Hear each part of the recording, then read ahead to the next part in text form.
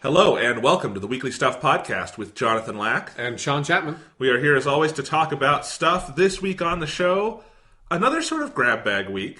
Yeah. We have not had like a centralized topic in a couple weeks. I feel like it's something where there's been a lot of things like Destiny Rise of Iron or Virginia that are games that we both have played and want to talk about, but they're not like huge. It's not Metal Gear Solid 5, it's not The Witcher 3, it's not Doom, it's not Uncharted 4.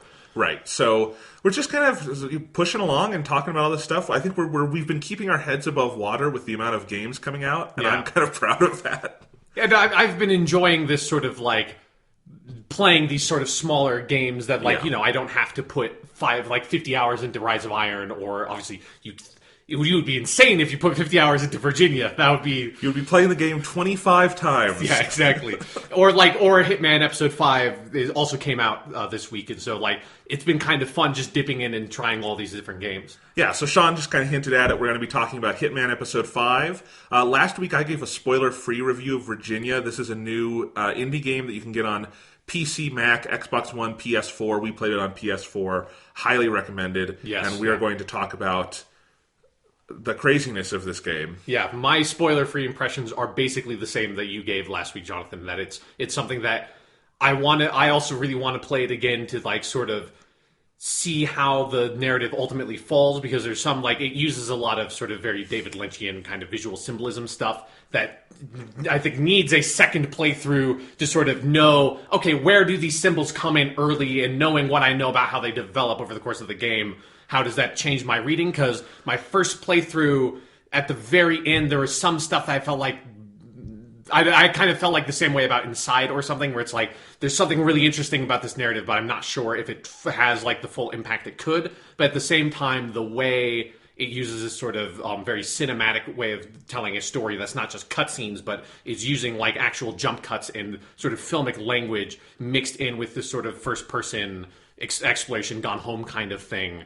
That's a really awesome experiment, that there's only one other game I know of called 30 Flights of Loving, which came out a couple years ago. That's another indie game on the PC that's much smaller, that also had a similar jump cut thing. But this is like something I want to see more games have, that kind of experimental style, and I think it's for $10 or like $9 if you have PS Plus, it is well worth that price in checking out. Yeah, I agree with you. I don't know if the story fully holds together for me, but I think this is, as a piece of video game narrative experimentation, it's outstanding, and I think it's going to be very influential. Yeah, it's something where like my main takeaway when I put the game down was mostly like, I want more stuff like this. Like, I want other things that are in this style that, like, not necessarily that have the David Lynchian thing all the time, but just that way of trying to tell a story in video games. I think that's super awesome, and I want to see more games try that out with different kinds of stories and stuff. Absolutely. So we'll talk about that. I'm going to talk about Forza Horizon 3. Spoiler-free take on that. Not that you can spoil a racing game. Yeah. You race! Yes. One of the best games of the year. Unambiguously. Cool. Just pretty much a perfect game. Like, I'm going to give it to you right now. I have one complaint with Forza Horizon 3. Okay. And it's that sometimes I have difficulty visually distinguishing trees I can run over and trees that will stop my car. It is the problem that will plague off-road racing games till the end of time. Yes. Is that every time we increase our technology, it's always like the bar moves of like, or it's the same thing with like Grand Theft Auto or something, where it's like, what stuff can I run into with my car and just plow through, and what stuff just like stops me like a concrete block, even though it's a tree. Yeah. But no, I am serious, and that's pretty much my only complaint, and that is such a minor complaint. Right. I've been thinking about this. It is probably the best exclusive on the Xbox One. It is just an outstanding game. And not just as a racing game. It's so far above and beyond what it as a genre needs to be doing. So we will talk about that. I have so much to say about that game. It is brilliant. Awesome. And we got some other little minor stuff. Next week's going to be an exciting show because we're going to have a focus topic for the first time in a while, which is we're going to do a Godzilla retrospective. Fuck yeah. Just saying that now because we're excited because next week, Sean, is the last weekend before Godzilla Resurgence, or Shin Gojira, as it's called, is coming to theaters. Yes, and we both have our tickets to go see it. I am tremendously excited. I am still plugging away on my stupid fucking list that is way too long at this point, but we'll publish it in parts. It'll be great. Yeah, well, I'll have to look at it and figure out how to split it up, but yeah, so that's something I'm still doing. I have wanted to do a big Godzilla retrospective on this podcast for a while, and it was like kind of unfortunate that when the 2014 movie came out, it was at a time when we were busy with other stuff, so we couldn't spend time like doing a big Godzilla episode. So that'll be next week. Yes. But anyway, let's start this week with some random stuff.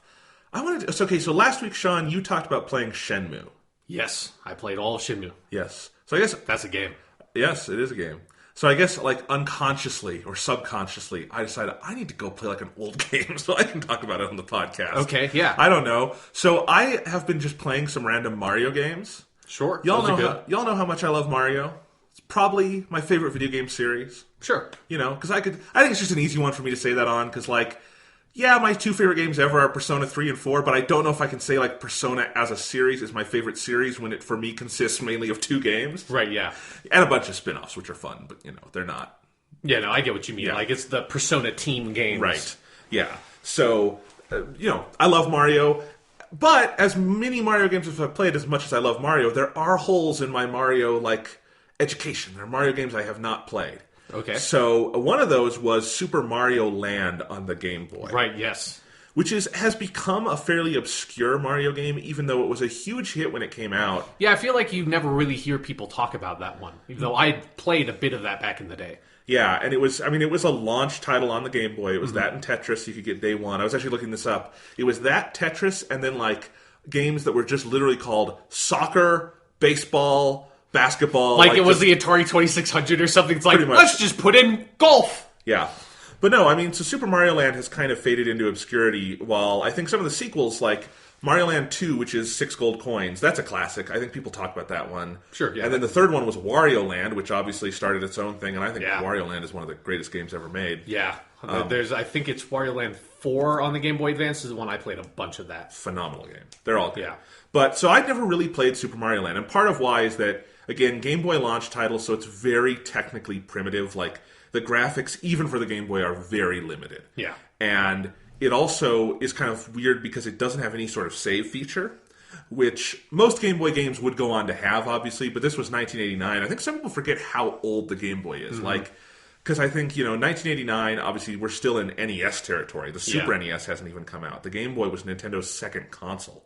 So it's just crazy things like that. I mean, the Game Boy is where Metroid 2 originally came out. Yes, stuff like that. So, just kind of strange. But, I had Mario Land on my 3DS because you can get Virtual Console, Game Boy games there.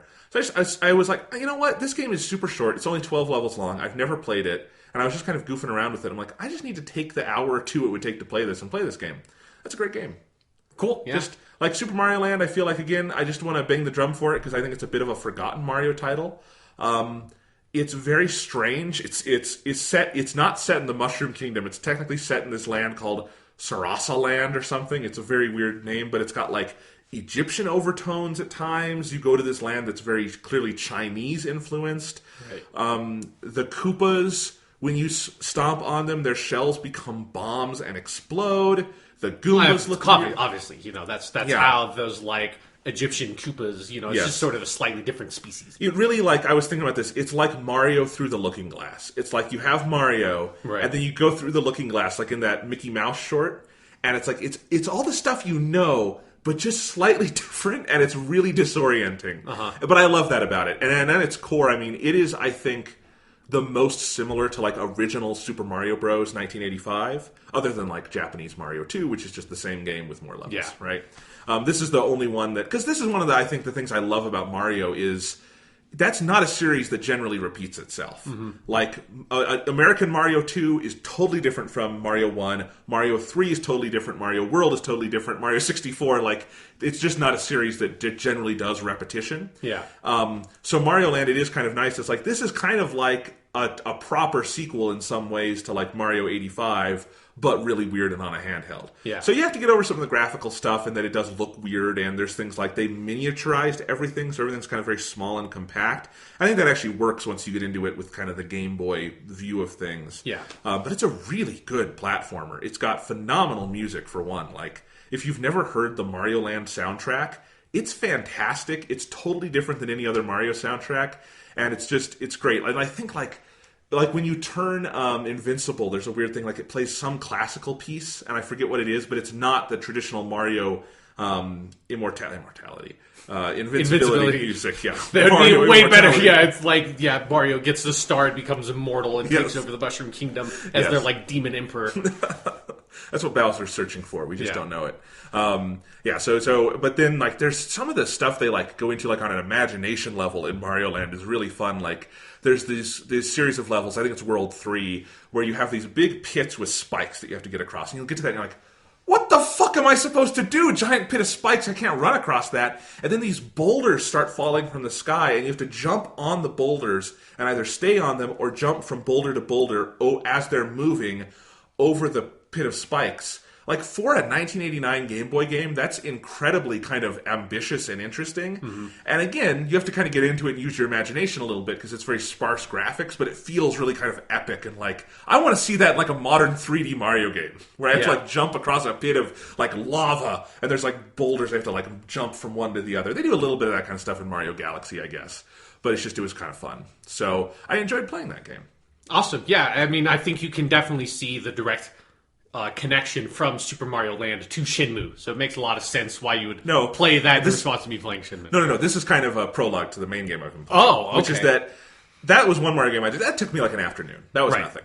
But then, like, there are some other little Mario games that, like, I have never played through all of Mario Land 2, so I'm going to do that again at some point. But those are sort of smaller titles, right? Yeah. There's one big Mario game I have never played, and it's going to shock people when I say I've never played this game, like, full. Okay. It's Super Mario World.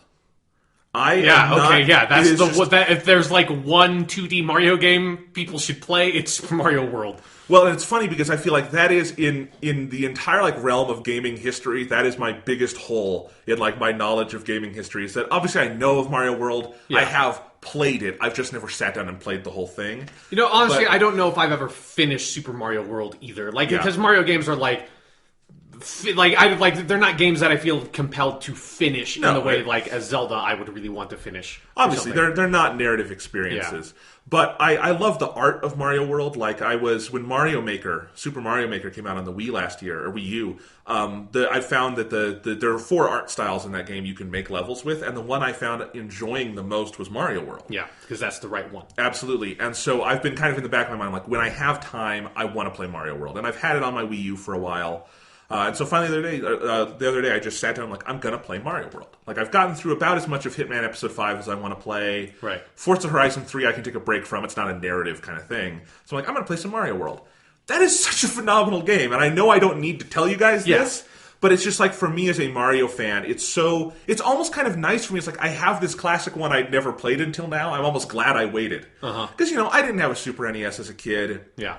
The only re-release it got for a long time was on the Game Boy Advance, and I don't think I ever had that one on the GBA. I had some of the other ones, but I never had that one.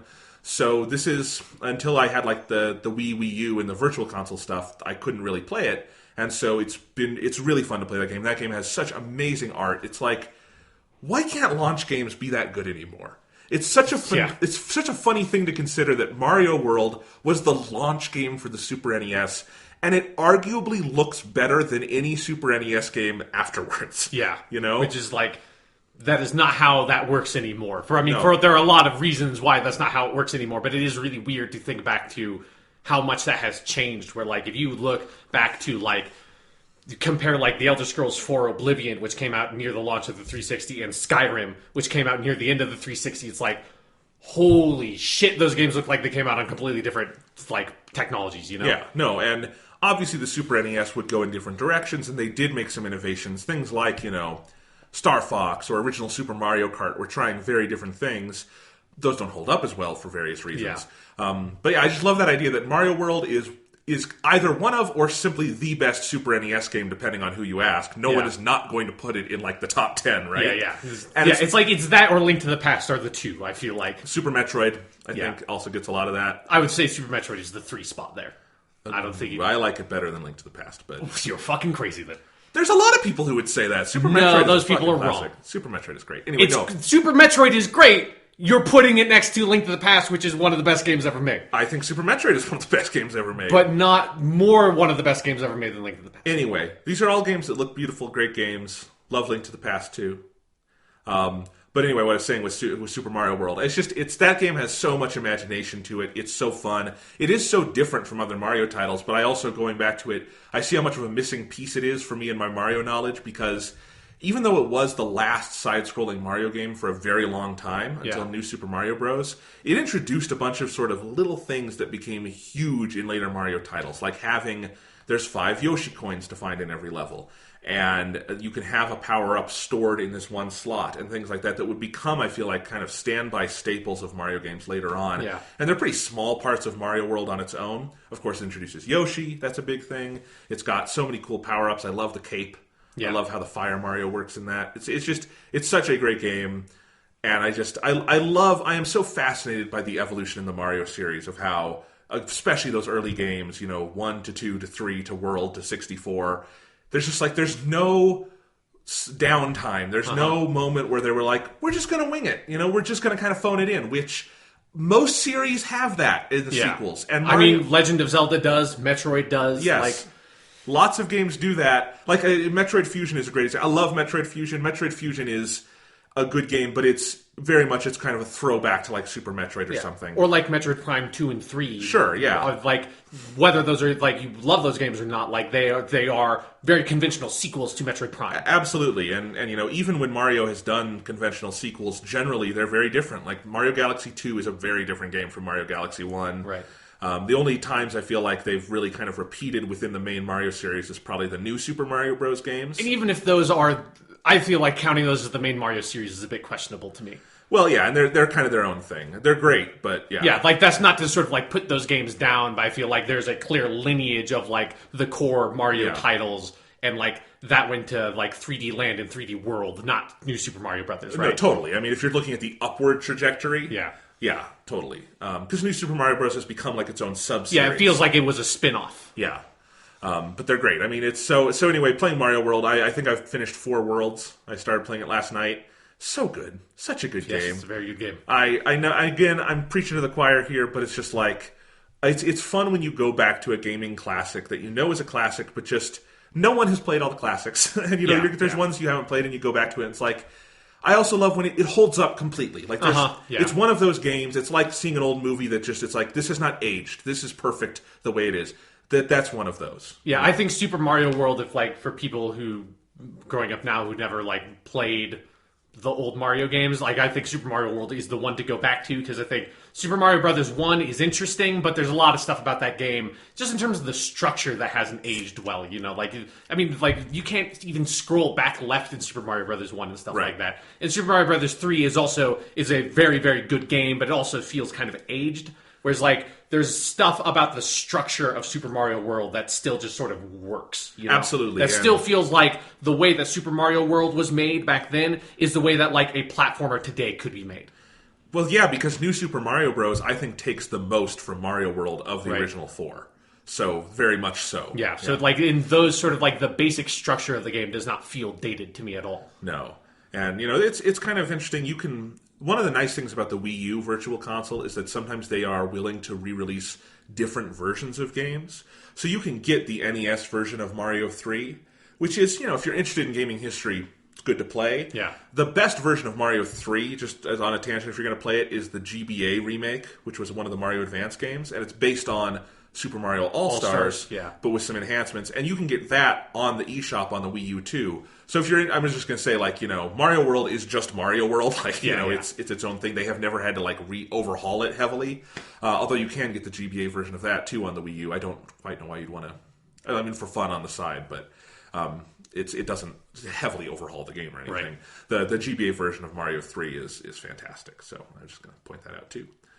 Have you ever done like the Super Mario All Stars versions of those games? Other Yes. than like, because I've always I like the All Stars version of 3. I've never been able to play Super Mario Brothers 1 All Stars. Like something about that art style for Super Mario Brothers 1 feels wrong to me. That I can't do it. I like that art style. If I were to sit down and play the whole game, I do feel like I have to play the original art style just because it's so tied to what that game is to me. It just the All Stars version just looks like a completely different game. It does, and I think if you take it on its own merits, it's very nice. It looks like the Mario World version of 1, and I like that. If I can separate myself, I do have moments where it's like, I know this level so well. Having the big overhauled graphics is difficult. Yeah, it's something where I can't deal with it. There's like a psychological thing where it's like because even though I know it's not this, it feels like it's a weird ripoff of Super Mario Brothers 1 instead of Super Mario Brothers 1. There's just something bizarre about it. Yeah, no. Mario Brothers 1, great too. It's as you say, it's a weirder game. I love that game to death, but that's one I did play as a kid extensively because it was on the Game Boy Color.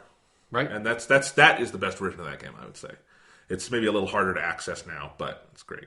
Well, that's on the 3DS eShop. So there you go. Yeah. You can, if you want to play old Nintendo games, you are willing to pay money, there are means to do that. If you're not willing to pay money, there's plenty of emulators for you Yes. too.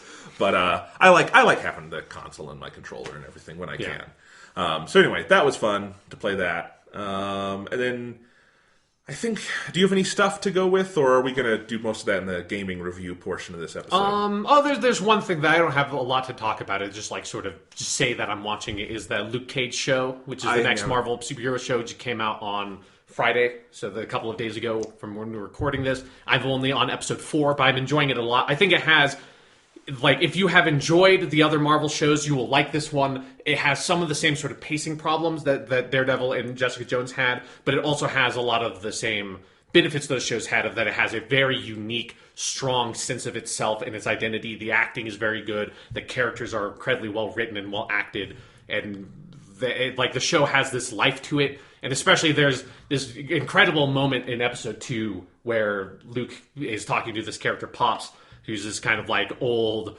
guy who's running a barbershop in Harlem, who used to be this guy who was running in gangs, and now he's sort of trying to keep kids off the streets and keep them straight. And they have this straight solid 5-minute conversation about who their favorite Harlem Renaissance poets are. And it's that's the kind of show it is, and that's awesome. And it's really cool. I can't wait to watch it. I really want to. I haven't had time yet. The one thing holding me back from being fully enthusiastic is, again, the thing that it sounds like it's a 13-episode series that should be 8. Yeah, again, I'm only on episode 4, so I have no idea where it's going to go. But I do feel like every episode has been a little bit too long. And I feel that about every single episode of Daredevil. Yeah. Every single episode of Jessica Jones, especially, because that one was a 6-episode miniseries. They somehow stretched to 13. So anyway, I do wish if Marvel announced their next TV show was 8 episodes, I would be unambiguously excited for it. Yeah. Or they said it's 13 and the first 7 are episodic. Something like that, Right. Where you don't have to stretch a story out over 13. It's a hard thing to do. Yeah. Anyway, but I am excited for it. Luke Cage was so cool on Jessica Jones. And then I love, everything I've heard is I love that they are turning so hard into it is a Harlem show. Yeah. It is a black perspective. It is something we have not really had in superhero media so far in film. Yeah. So, it's cool. You got that. Got Black Panther coming out. It's good. Yeah, Marvel has been doing a lot to sort of turn around and be hey, black people are a thing. And women. They read our comic books. They've been fans of Marvel and our company since our inception. And a lot of if you go back and look at some of the early Luke Cage stuff and the early Black Panther stuff, it comes across as very pandering. And they've done a lot the Marvel as a company has done a lot over the years to sort of bring black creators in on those properties and sort of turn it into something very different and kind of that feels very special in a way. Yeah. I mean, Ta-Nehisi Coates is writing Black Panther right now. Yeah. I'm waiting for that to end because it's I want to get all the trades because that's how I read comic books. But yeah, there's a couple of ongoing comics. I don't read a lot of comics, but there's a couple of ongoing ones right now I'm waiting for trades on the same New York, because it's like, I think there's some good, like, smaller stuff going on like that. So anyway, cool. Anything we want to say about Destiny following up on last week? Because we reviewed Rise of Iron. Yeah. Obviously, we're still playing it a little bit. Anything new to add?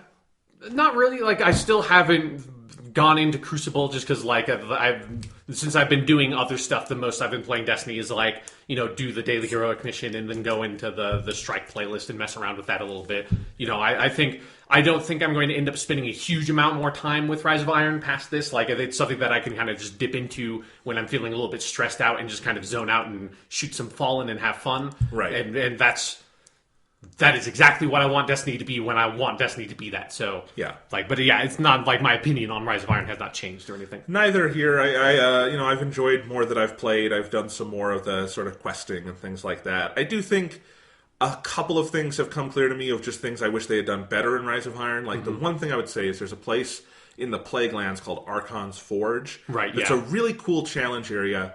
It baffles me that that's not split out into its own sort of Prison of Elders thing with matchmaking and stuff, because it's really cool, but the way it's set up now, it's kind of hard to access reliably. Yeah, it's kind of like how the Court of Oryx was in The Taken King, where you just have to kind of go there and hope that other people are going to wander into the Archon's Forge and be willing to do this like sort of like impromptu event with you. Or if you're playing with other people, obviously you can just all decide to go to the Archon's Forge. But yeah, like. But I always play with like my brother, so it's like two people. It's not really enough. Yeah. I haven't messed with the Archon's Forge thing much. I also didn't do the Court of Oryx much in the Taken King either. Archon's Forge is really good. Like Court of Oryx was okay. Once you get it going, it's really good. So yeah, I've had a couple of sessions where I like stumbled in there and was just like, oh hey, shit, yeah, okay, let's do this, and just sort of like group up with a bunch of random people and just throw down in there. But I haven't, since like most of the stuff I'm doing is in the strike playlist. I don't even really go there anymore. Yeah, so I think if I continue playing Rise of Iron, honestly, I'll probably play a lot of Crucible going forward and stuff like that, because that's really easy to just jump into and goof around with and not have to like worry about long quest lines or anything. Yeah, but it's a good game. Yes, very good game. All right, so let's go ahead and move on. I got a couple pieces of news for us to hit before we go to some of our topics. So let's hit the one that is most relevant for what we were just talking about, which is that Destiny 2, we've known it's a thing for a while, even though it's not officially confirmed, but they're going to make a Destiny 2. And this week, Kotaku, which, as they've joked a lot this week, it has turned into an official Destiny fan site. Yeah.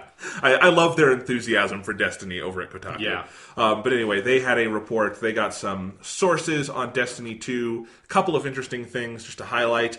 They are planning on it being a totally separate game. Not that it's going to like throw out what Destiny is, the core of it, but it will be a different game. It's not going to be you like transfer your character over and the space is over and it's just a big expansion pack. The way they described it is it's almost like, think of Diablo to Diablo 2. Yeah. It's still Diablo, but Diablo 2 is not more of Diablo 1 or something like that. So that's exactly what we were kind of hoping it would be, which is nice. Yes. And then also it's going to be on PC. They're looking at PC development, so it'll have...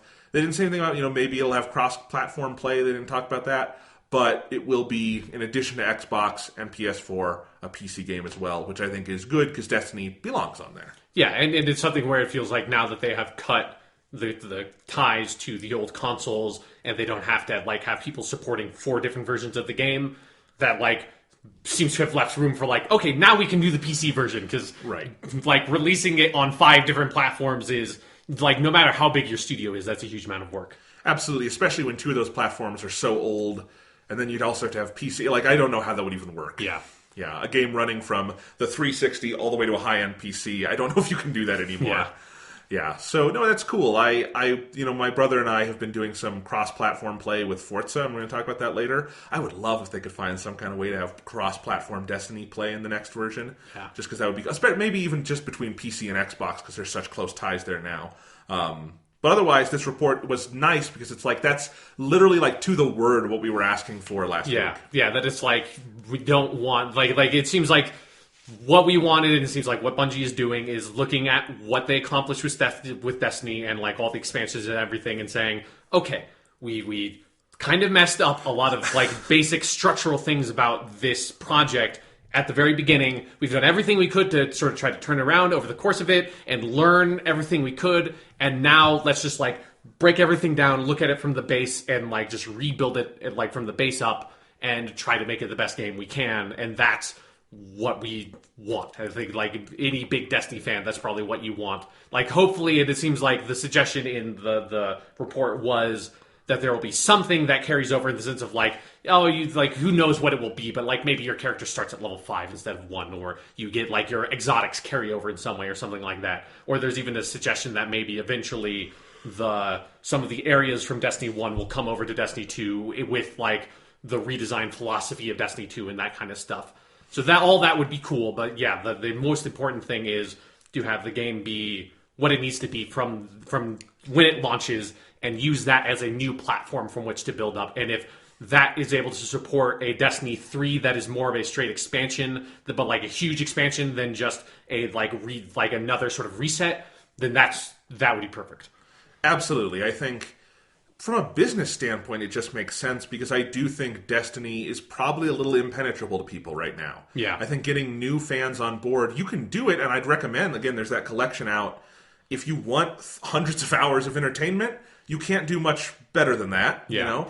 But I also understand it would be really tough to jump into Destiny now with no real knowledge of it and try to get it all together. Yeah, because there's also just weird things in terms of how the content has been retooled and accelerated and stuff as the new expansions have come out. That like there are certain areas of Destiny that have become sort of like retroactively obsolete, you know, like doing the Dark Below quests or something seem like something so quaint and weird and off on the side, and you have like, if you're playing Destiny from day one, you probably have no idea kind of like what those are and why they exist and stuff like that. Exactly. So you can get a unified package with Destiny, but it would be confusing. And with Destiny 2, obviously you want to bring in new people and broaden that base. And the best way to do that is a fresh start because, again, I think there are going to be some Destiny fans who are going to bitch and moan about this, but overall, I think that's what we probably all want, which is that, hey, we've spent a lot of time with Destiny 1, we've loved it, we've been frustrated by it, it's been a good time overall, but it's okay to maybe start fresh again. Yeah, and also, you know, like, the fact of the matter is that Destiny is not World of Warcraft in a huge number of ways, and one of the big ways is that your character in Destiny is not like your character in World of Warcraft, where in World of Warcraft, you have like literally over like 100 abilities by the time you're at like max level, and there's so much content, so many quests, so many ways that your character can change with how you spec him out with the talent tree and all that kind of stuff, that like the idea of a like World of Warcraft 2 or something seems ridiculous when you have put as much time as one can put into their character in World of Warcraft. Whereas with Destiny, like the sheer way that the game is built and the combat is designed and everything is that like when the new expansion comes out and all of your gear basically becomes obsolete and you get all new gear and everything like that, like there's nothing intrinsically about your character that's so important that it's like your character might as well be a new character at that point, especially when you equip the new subclass and stuff like that. So I think like while there may be some people that are a little bit frustrated by the idea of their Guardian not being literally the same Guardian, although it might be in the story, it might still be literally the same Guardian in Destiny 2, who knows. But like, for me, as long as like there is some indication that it's like, it's my sort of contiguous experience and it's my story, I don't need like my subclass experience to carry over into Destiny 2 because who gives a shit? That doesn't do anything to identify me specifically to my character. Like, that's nothing, you know? Here's a question, just because I'm curious about this sort of topic, just on speculation. Right. Does Destiny 2 even need to continue the story, or can it just be almost like a hard refresh and do its own thing? Like, I almost feel like that might also be an easier thing of just start from square one again. Ghost is going to go find a Guardian, but now we're going to have actual narrative around it. Like, I wouldn't be surprised if Bungie went in that direction. Yeah, like, I think you could definitely do that. I personally, I would prefer if they, like, because I did, like, since they bungled it so hard, like the lore stuff in Destiny 1, especially in terms of how like you're presenting it to the player, like I think it's just like not even trying to do that for Destiny 2 and just like sort of getting on with it almost, I think is the better idea of like you don't like just have the ghost be there and like I would you know, I think I would personally like it for them just to sort of imply that like your Guardian, whether it's not like them like trying to refer specifically to events from like Taken King or something, but just imply that your Guardian who that you're playing as Destiny 2 has been around and has been doing these things and now you're going off on a new adventure. Like I think that's all it needs to be. Okay. Nice. You know what would be hilarious? What? if they decided Destiny 2 was set in the Andromeda galaxy, and they called it Destiny Andromeda, and they got it out before Mass Effect Andromeda. I thought you were going to see what would be hilarious is if in Destiny 2 the Peter Dinklage voiced the Ghost again, because I was just thinking about the Ghost like coming and reviving a Guardian. It's just like they go back, and then when the first Destiny 2 expansion comes out, they bring back Nolan North because they can't get Peter Dinklage anymore. This time it's Troy Baker. Yeah. I mean, you don't want to just do the same thing over again. That'd be crazy. I think what they need to do is that Ghost is Nolan North next time, but now he has a Ghost brother played by Troy Baker. And we can just continue this weird thing where they're always playing brothers, but now it can be really silly because they're both Ghost. Anyway, looking forward to it. Yeah. Destiny 2. Seems like it should be pretty cool. All right. Something that does not sound pretty cool is... Have you heard about this mini NES, Sean? I have heard tell of a miniature Nintendo Entertainment System. This was announced back around E3. And I think for whatever reason, we just didn't get to talk about it on the podcast. I think we just sort of forgot because we were busy. We were busy, yes. There was a lot of stuff to talk about, and talking about a stupid mini NES was not our number one priority. No, and we've made fun of this off the air, but I realized we haven't made fun of it on the air, and there was a bunch of news about it this week because... Okay, let's do the recap. Okay. If you haven't heard, Nintendo, this is the... It's not even a specific anniversary. Yeah, the 30th anniversary was last year. So I don't know why they're doing it, but this year they are releasing in November. It's coming out, I think, November 11th or something. The Mini NES, which is this little thing you can buy. It's like a little console. It's got HDMI. You plug it into your TV, and it has hard-loaded on it 30 NES games. So like 30 classic NES games. You may have seen stuff like this that has been around for years of like a joystick with a button that has like Pac-Man and Galaga and Bosconian and like Dig Dug on it and stuff like usually that. These are pirated things. There's a lot of these for the Sega Genesis specifically. I've seen like at Bed Bath & Beyond you can get a Sega Genesis clone machine. Yeah. It's not officially licensed or anything, and it's got like 30 Sega games, and you probably don't want to get that. So this is kind of interesting because it's the first time like a company has officially done something like this. And especially like a company as big as Nintendo. Right. So you can it's not internet connected, you can't get more games on it. It's $60, you buy it, you get the 30 games, that's it. It's got an NES controller with it that you plug into the system, all that stuff. And I initially just thought it sounded so stupid because one, you can get all of these on the Virtual Console, on the Wii, the Wii U, the 3DS, wherever you want it. Yeah. You can emulate them to your heart's content on your computer. The need for this product is so not there to me at all. So that's just sort of baffling. And then the more details that have come out, and especially ones that came out this week, it gets stranger and stranger because... So here's one of the first details we knew, and it was kind of reinforced this week because actual like reviewers are getting to play with it and stuff. And one of the things is the like wires for the controller are super short, like 3 feet long. So you could not put this in your entertainment center and then play it. The controllers are not wireless. You would have to have basically the console almost on your lap to play it. And if you want to access your, like, it does have save states and stuff, but if you want to access the save states, you want to look at your library of games, you have to hit a physical reset button again on the console itself. There's no home button added to the NES. So really this is clearly, you have to have the thing right next to you while you play, which I'm just thinking about like my entertainment setup. I literally don't know how I would do that. Right. Yeah. I would have to get a crazy long HDMI cord, and I really wouldn't want to. And again, I was never going to get this. It's just I'm trying to think of like, who is this for and how would you use it? And it's just very baffling. You can plug in, it sounds like, other Nintendo controllers. You can plug in a Wii Classic controller or a Wii U Pro controller. I'm not sure how that works. But those are, I know at least the Pro controller, the plug is a mini USB, so you can probably get however long a cord you want. So that would alleviate it somewhat. But again, there's the reset button thing. So that's a very confusing thing about it. Yeah. But the games themselves have a bunch of emulation settings that are actually really good. So you can play it in like an old CRT mode, which is just for nostalgic fun. But you can also, like the base mode, which is in 4:3, looks pretty good, I guess. And then there's a pixel perfect mode, which just basically amplifies every pixel and makes it very clean.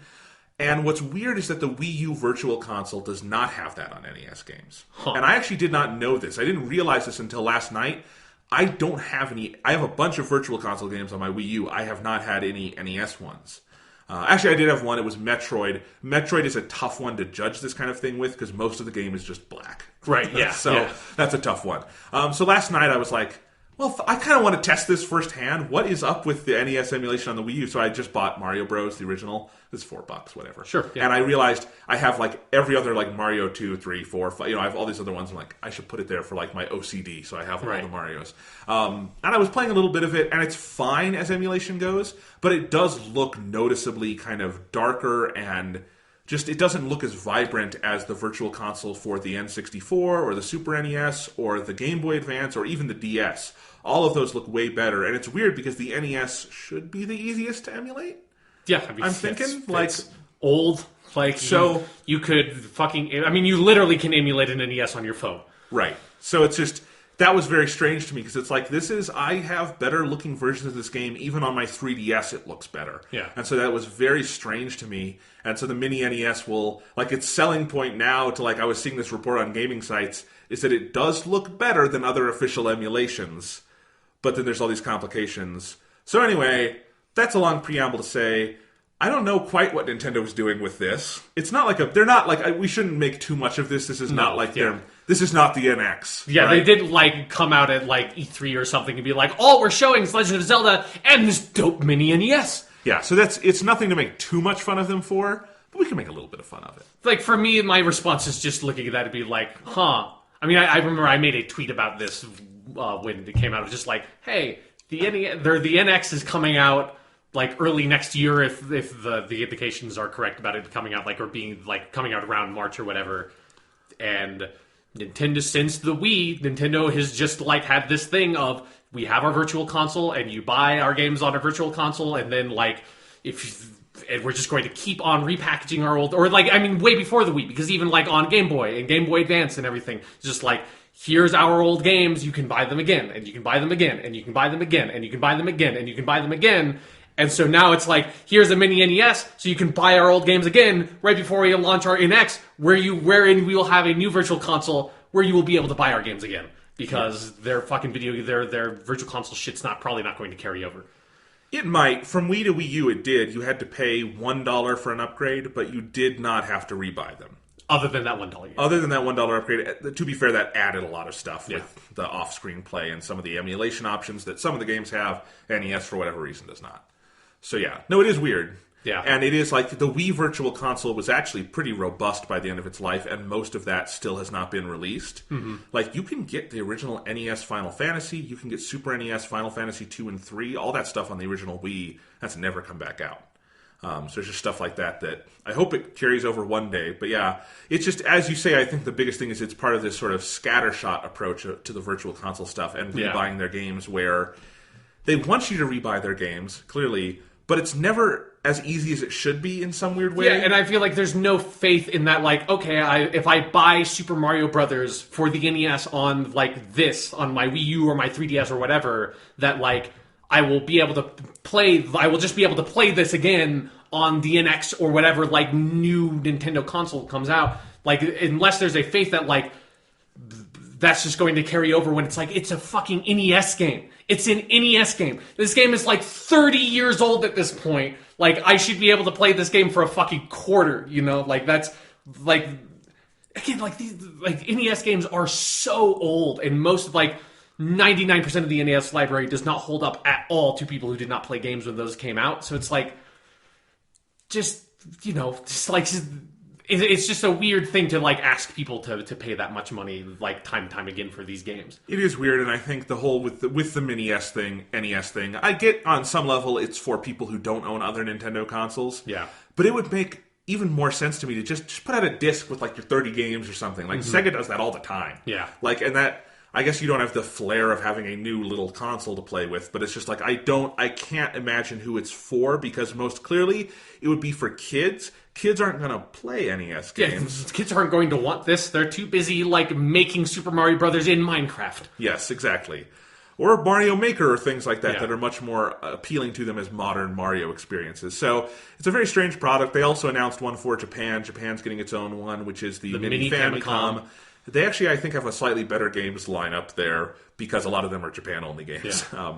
So it's kind of funny. Yeah, it reminds me of, like, thinking about the games lineup. Like, most of the games lineup for the Mini NES seemed fine. The one that I looked at that was just like, Who is seriously going to play the original NES version of Final Fantasy 1 on this thing? Like, who is ever going to do that? Like, that's a fucking 30-hour RPG. Like, who's not going to go, like, you could get a PSP for, like, $15 or something and download, like, the remastered version of Final Fantasy 1 that has better graphics and music and everything. Yeah. Like, who's going to play the original NES Final Fantasy 1 on this fucking thing? That sounds insane. It does. I mean, I can understand going back to that for sort of historical purposes, but then I'm using an emulator. I'm using something else to kind of look at it from a historical perspective, but that's not what this is for. Yeah. There's also some weird gaps in the lineup. Like, it has Castlevania 1 and 2, but not 3, which... Yeah, and who's going to fucking go back and play Castlevania 2? I know. Jesus Christ. Yeah, so stuff like that is weird, but whatever. It's its own thing. I just wanted to make fun of it for a minute because it's bizarre and I don't quite know what it's for, which, hey, Nintendo. Yeah. Hey, you know, at least mini NES is really fun to say. It is. Stardew Valley. Yes. You've been playing it. I have not played any this week, so I don't have anything to report there. I did play. I do have something to report. Okay, my god. Great. I have a news item with Stardew Valley. We'll talk about that in a minute, but I have to continue my story. Because this has been one of my favorite ongoing segments in the podcast for the past couple of weeks is your weird descent into Citizen Kingdom with this fucking Stardew Valley game. Do you want to recap from your perspective where we were in the story? So basically, you had amassed a massive farming empire in this small town called Stardew Valley where you're reaping in like millions of dollars and you have like 40 billion horses or something that you go and pet every single day because you're a weird creep and you like have this insane capitalist opposition to hiring anybody, and all the time you've been this total dick just riding into town on one of your mini horses and going and wooing the like lady who works at the cashier at basically 7-Eleven, and then eventually now she has married you for your money and you are having like this loveless marriage at your house. And if I remember correctly, you got married, and so you're trying to get it on and have a kid, or she wanted to have a kid, but when she said it, she was like, "Hey, can we adopt a kid?" And you're like, what do you mean? Do we want to adopt a kid? No. And then next night she's like, "But seriously, do you want to adopt a kid?" And you're like, "What the fuck are you talking about?" And so I think that's where it left off. I really want someone to make a Stardew Valley based on, like, your description of only having heard me talk about it. I want, like, the Martin Scorsese, like, Wolf of Wall Street movie, you know? Exactly. I'd love that. Stardew Valley by Martin Scorsese. Yeah. Yes. Anyway, I have an update about Abigail and the kid. Okay, great. So, again, to recap... Did you end up adopting the kid? I don't remember. So here's the thing. The way the system works in the game is that once you're married, you go to bed, and there's a chance that... after a few weeks of marriage, every night there's a chance she will ask you if you want to have a kid. Right. And the system is supposed to be, you can have same-sex marriages. And of course, same-sex couples cannot biologically have kids, so they would ask to adopt. Right. Makes total sense, but normally a heterosexual couple would have a kid. You know, they would say, do you want to have a kid? Unless there is some other extenuating circumstance, which does not seem to be something in the game of, like, your character being like, "Oh, by the way, I'm impotent, so we have to adopt a kid." Exactly. I got too close to the nuclear power plant in the old city I lived in. It's a long story. So anyway, I was very confused when Abigail, like 2 weeks after getting married, she asked me if we wanted to adopt. And so I said no initially, thinking it was a glitch and that maybe later she would ask if we want to have a kid proper. Yeah. But no, 2 weeks later, she then asked again, "Do you want to adopt?" So I'm just like, well, last time I said no, you laid in bed all day and I got sad. So yes, we can adopt. I'm feeling like this is probably a loveless marriage. I'm not really into this, but let's do it. I should probably have gotten a prenup. This is bad for my farming empire, but whatever. So that happened. So here's the update, Sean. Okay. About 2 weeks later... Because again, I should say weeks. The game clearly, you have like each season is like a month, but it's supposed to stand in for more time. Right. Of course, because babies don't come along in 2 weeks. No. But anyway. That's not according to the biology class. So here's what happens, Sean. It comes to the day when we're going to get our baby. Yeah. But instead of the adoption system happening, in the night, I go to bed and it says, "In the night, Abigail gave birth to a baby boy." What? And so the next morning we have a baby and everything. That's and I'm not like, your kid. I know. That's not your kid. This is fucked up. Okay, clearly what happened is the game glitched and said the adopt thing when it really meant to say, "Do you want to have a kid?" So something went wrong on that end. But ignoring the glitch in our weird narrativization of all this, she asked if she wanted to adopt, and then she probably went into labor and she didn't mean to or something, and she was going to try to hide it from me and then say, "Look at this baby we adopted." Which is a very bizarre, convoluted plan. It is, but it's the only way I can explain it. Yeah, it's pretty insane. So she just, I didn't even know she was pregnant. It was just randomly in the night she went into labor and gave birth to a baby. Yeah. So now we have a baby, and I feel like in the house, it's very cold now. Yeah. Is there anyone else in the town that you think might be the father? Not really. Huh. Abigail has this weird thing where she loves hanging out in graveyards. It's like her weird character trait. Yeah, okay. And, I've hung out with her a couple times there. I'm wondering if she hangs out there because, like, someone else is getting something on the side. I don't know. Who knows? Yeah, the graveyard's a weird place to go, I guess. But, no one would go to look for you there. You're cheating on someone. You wouldn't check the graveyard. It does make sense. That is a fair point. That is, if I was being cheated on, that is the last place I would look to be like, what's going on? Where are you during the day? Would like I can't figure out where you ever are. It's like, oh, you're at the fucking cemetery? Yeah. I mean, literally the fucking cemetery. So anyway, it's very bizarre. But here's the thing. Stardew Valley just had an update, and I wanted to mention this. Okay. You can now, and it has not rolled out to everyone. It's a beta update, so it's just in the news. I have not played this yet. There is an option now. You can divorce your spouse in the game. What happens to the kid? So here, I'll go through the whole thing. Okay. So basically, you have to go talk to the town mayor dude and you pay him $50,000. Okay. And then you can divorce, and you have until is that how divorce works? Do you just go to the mayor and hand him some money under the fucking desk? He's like, I'll take care of it? I guess so. It's very strange. But you have, and he'll even tell you, he'll say you have until the end of today to change your mind if you want to back out of this. But if you don't, then you wake up the next morning and your spouse is gone. They've gotten kicked out, and when you get married, wherever your spouse came from, whatever house they live in, their room becomes part of your house. They move all their stuff in. Okay. All their stuff is gone, all that stuff. But you get custody of the kid. The kid stays with you. Okay, what the fuck? And so, but your divorced spouse is now back in town, and they're really mad at you, and so it's very awkward, obviously. Yeah, because you have somehow I don't know how you divorced her, but clearly you didn't go through any sort of legal proceedings. Yeah. She needs to go to the feds or something to get her fucking kid back. It's very disturbing. Yeah. And here's the best part, Sean. If you really regret it, you can go talk to the town wizard, which is the whole thing in the game. Okay, this is going in a weird direction. And pay him $25,000, and he'll create a potion for your old lover where they will forget all of your time together, and it will reset everything, and you can start romancing them again, and you can get married again, but you'll still have the kid. Can you have another kid now? Yes. What is this game? We've just been goofing this whole time, sort of having fun. It's haha, it's Citizen Kane. It's this weird, story about the terrors and horrors of capitalism and modern society. Somehow it actually seems like it's leading in a weird way with this town wizard bullshit and magic potions. It's very creepy. It's become a very interesting domestic simulator. Yeah, it seems like the whole game has changed at this point for you. It's very strange. Yeah. But, I haven't played a lot lately. I don't know how to feel about the kid. Your kid's apparently been sired by a ghost, so, I would be a bit disturbed by him as well. Indeed. All right, let's go ahead and talk about some other games, Sean. Okay, yeah, I'm just certifiably creeped out, so let's move on.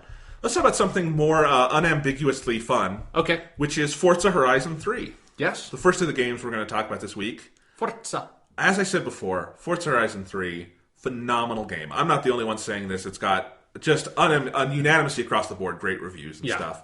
And I was excited. My interest was piqued at E3, where they showed just a very confident, cool demo. And it kind of came out of nowhere. We knew where they were making the game. Yeah. But then to see you can hear it's in Australia, but then you actually see it and they're oh damn, they went to town on this. Yeah. And it just looked really cool, and it's I like racing games, but I don't play them much, in part because a lot of racing games kind of feel very rote and stale to me. Yeah, the mainline Forza Motorsport series has always had that kind of a feeling to me of it being kind of just dull, unless you're someone who's really, really into cars. There's nothing for you there. That's what I was going to say, is I think racing games kind of go in one of three directions. There's the kind of the kiddie fun kart racing kind of thing, which is its own thing.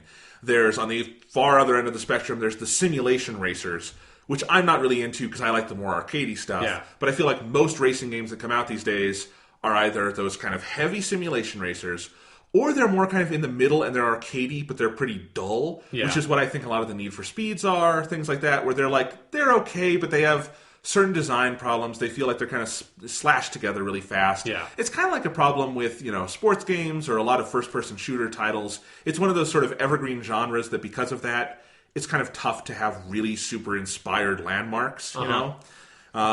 But Forza Horizon 3 looked really good, and then there was that demo a few weeks ago, and I played that, and I'm like, damn, this is really good. And then I got all those reviews, and I'm like, okay, I'm in. I'm going to buy the shit out of this game. And it is so good. It is so good. I don't even know where to start. The most obvious thing to talk about is the graphics. It is an unbelievably beautiful game. And I talked about that a little bit with the demo, but now having played a lot of the game and been across the whole continent of I almost said Antarctica. That's not right. That could be the next Forza. That would be a fucking awesome game. Yes. I want to just race with penguins. All the fans you get are penguins. It's Yeah. great. All your festival sites are just filled with penguins waddling around. It'd be Yeah. great. No, Australia, the continent of Australia, You might as well be Antarctica. They're basically the same place. It is just a stunningly gorgeous game. Like, I think we would probably agree, so far this generation, the best looking game is probably Uncharted 4. Yeah. And I would say this compares very favorably to that. Like, in some ways, like, I'm starting to see this trend with games developed exclusively for this console generation where there's just a depth of, like, color richness and what they can do with the lighting and fine detail and foliage and things like that. There's just a sense of texture and, like tangibility to the graphics that I didn't realize was kind of missing in 3D games before, but I'm seeing that now. So I would say Forza Horizon 3, easily the best looking game on the Xbox One, and compares favorably to the best looking game on the PS4. So if you're just into good graphics, this game is for you. Yeah. And I said this during the demo, and it remains true. If this game were nothing more than you having some fun cars to drive around in and just explore cool simulation Australia, I would be into that because, again, this is a lot cheaper than going to Australia. Yes, tremendously so. And Yeah. there's far less risk of you being attacked by some sort of poison scorpion or something. Absolutely. It's far less risk. Yeah. Yes. But it is so much more than that. You get that, and the graphics are beautiful, and their rendition of Australia is an absolute joy just to move around in. And I do want to say more on the graphics later, but I don't want to harp on it too much up front because I think it's easy to get lost in that and miss how much else the game is doing well. My fundamental takeaway from Forza Horizon 3, and if you don't know, Forza Motorsport is the main series. Those are their like simulation racers. So if you're hardcore into that kind of thing, those are for you. I'm sure they're very good. But Forza Horizon is like their spin-off, which is more arcadey and devoted to just sort of having fun with racing. And I've played a little of Forza Horizon 1 because they put it on 360 backwards compatibility and had it on Games with Gold, so it was free. And that was pretty cool, but it's like, there's a new one coming out. I'm not going to spend a ton of time in this. And really the goal of those games, as I said, is to just have fun with it. And the way Forza Horizon 3 throws itself into that goal so completely is nothing short of admirable. Like, every single corner of this game is like meticulously, lovingly crafted for you to have just the best time possible. It is I have not seen a game in years that was this purely devoted to just you having crazy amounts of fun. Right. And it's hilarious. Like, all the you basically arrive in Australia as the new boss of the festival, and all the characters in the game, their sole purpose in life is to make sure you have a good time at this racing festival. Like, you have this assistant, and she's just like, we're going to open a festival here, and then our scouts will find all these cool things for you to do. And I have set up this bucket list challenge, which is a list of things you can do, and there's like 50 of these. I've only done like maybe 20 or something. But they're different challenges, and they're called bucket list events because they're like super cool things, like drive across the outback in a Ferrari or something like that. And like, there's challenges involved, like do it in a certain amount of time. So there's a challenge aspect to it, but mostly it's just like cool wish fulfillment fantasy stuff. You have this other guy who's at your festival who's like a mechanic, and he goes around and hears about different barns that are abandoned that have old classic cars, and you have to go find the barn, and then he'll restore the classic car for you, and you just get it for free, and you can drive around in like a classic Chevy in the outback, and it's just cool, or in the rainforest or something. And there's races, and there's street races, and there's head-to-heads, and there's so many different events to do, and they are all tailored in such a way that it really is about having fun. It does challenge you. It can challenge you. You can customize the game to your heart's content in terms of difficulty, in terms of controls. Like I play it basically default, which is as a very arcadey racer. In fact, I love how simple it is. It's basically 4 buttons. You have your triggers, which is accelerate and decelerate. You have the A button, which is your handbrake, and then you use the left stick to move, and that's it. And there are a couple of other supplementary buttons, like you can use the left or the right thumbstick and get like different views on your car, kind of like in Grand Theft Auto. I forget what button that is, but Grand Theft Auto does something similar. Right. And then you can use RB to change your view. So, like, you can go first person, you can go on the hood of the car, you can be way back. There's a bunch of customization. The camera view that's on the hood of the car, where like you don't see any of the car, that's like the most terrifying thing in the world. It is. It's just like, it feels like you're just going to constantly die as you're doing that. It's fun to do in this game sometimes, though. And by the way, if you're playing Forza Horizon 3, and I realized because my brother had not done this, and you have not played like first person in the actual driver's seat, absolutely do that for at least a little bit, because it's so cool. There's so much detail put into the interior of those cars, and like, if you hit a tree, your windshield cracks and things like that, and you have a rear view mirror that is accurately showing you what's behind you and stuff like that. It's just, again, there is no corner of this game that is not lovingly, meticulously crafted. So that's a really fun thing to do. But anyway, I play it very arcadey. You can change it to be not automatic transmission, and you have to manually change everything. You could just take off all those assists the way that, like, in Forza Motorsport you can, because it is the same kind of like engine and everything. So it has so if you are someone who wants that like really in-depth experience, you can get that out of this kind of game. Absolutely. And then you can change the races to be a little more in-depth. I'm sure you can, there's this rewind feature that I'll talk about in a minute. You can probably turn that off if you want. There's a bunch of customization. So you can make it whatever you want it to be. But again, in its default form, it's not so much about challenging you and making you like frustrated with which I do think racing games can run into way too often. Yeah. Just like a sports game can be like, I'd like to win sometimes, you know? Yeah. And it's kind of like in this, like, maybe it's too easy for me sometimes and I should bump up the difficulty, but fuck it. The point of Forza Horizon 3 is I'm in Australia, in the outback, in the rainforest, and I'm racing, and goddamn it, I want to win. Yeah. So, you know what? If they're going to kind of like, everyone else is kind of like being paid off to like stay behind me, whatever. It's my fantasy. It's my dream world. And that's kind of how the game approaches everything, and I love that about it. It's so effortlessly just allows you to have fun. And there's just so many little like quality of life things. Like when you're driving around, you have this assistant named this like voice assistant, like your Siri in your car, called Anna, which is some weird acronym, and I love whatever it stands for because it's funny. But you can just bring up Anna at any point while you're driving. You just use the D-pad, and there's a bunch of options. You can have her, set a waypoint to the nearest race or the nearest PR stunt or bucket list challenge, whatever. Or you can just say, Anna, find me something to do. And it's the first option. She'll just say, like, hey, there's something you haven't done over here. You want to do it? And you'll say, sure. And she'll give you a waypoint to it. Just those little kinds of things. Like, the game really wants you to just explore and have fun and have a good time. And it has the mechanics and it has the systems and it has the know-how to really allow you to do that. To a level that I think in this kind of game, I don't know if I've seen before. Like, there are systems in this game I wish other open world games would implement. Like what I just mentioned, like, hey, we should go over here and do this. Assassin's Creed needs that. Right, yeah. Grand Theft Auto needs that. Like, instead of having to stop every, 5 minutes and dump it to the map and be like, okay, where is this, other thing? Yeah. Yeah. Because, definitely I think there's a point where I'd want to try to complete everything on the Forza Horizon map. But I don't feel, stressed about it the way I do playing Assassin's Creed or GTA or these other open world games. Because, again, it's just you have all these options, but the point is to just do what you enjoy doing, and anything you do in Forza Horizon 3 will get you points. It'll get you money. It'll get you fans. Basically, the way the game is set up is that everything you do, the base experience is fans, and the more fans you get, because this is all about a fake festival that you have, the Horizon Festival. And the more fans you have, you can open more festival sites, and you can get more events, and you can expand your festivals and stuff. And anything you do will get you some fans. It'll get you some XP. I even love stuff like, you're driving down the road and you narrowly miss a car, you get some experience points for that. A near miss, yes. If you hit the car head on, you get points for that. It's because fuck that guy. Yeah. So it's just whatever you do, it'll give you rewards for, because it just wants you to have fun. And I think there's something kind of, again, admirable about that in a weird way, especially when the game can actually back it up and have the muscle behind it to do that. So there's tons of cars to get. I think the base game has something like 350. I already have a ton. Yeah, and like the Forza, like they have the licenses, so like they're actual cars. They're not just like sort of like fake knockoffs or something. Like they have like all the licenses and branding and everything. Absolutely. So they have all the cars. The cars are really cool. They drive. It's this is another thing. Like with some racing games that get so kind of up their own butt with the details. Right. I'm not a car expert, so I me neither. I can't tell the minor difference between some cars. Forza Horizon 3 does do a good job where I do feel like the cars are differentiated, and if I see a stat difference, I'm going to notice that driving.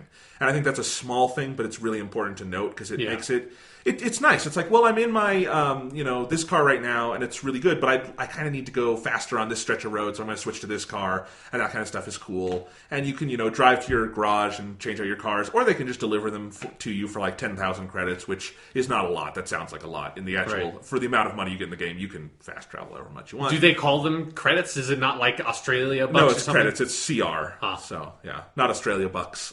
It should be Australia bucks. What is the Australian currency? Yeah, I was going to say just like it's not like insert Australian currency here, and then I realized I have no idea what the Australian currency is. Kangaroos, dingoes. Sure, yes, dingoes, koalas. I think those are all what they. I'm going to look this up while you keep talking. Okay, actually, this was kind of a funny story. I early in the game, there's a bunch of different for the experience points, which is like how you level up. There's a bunch of different like little medals you can get. So like if you do like what you just said, a near miss, that's like 500 points.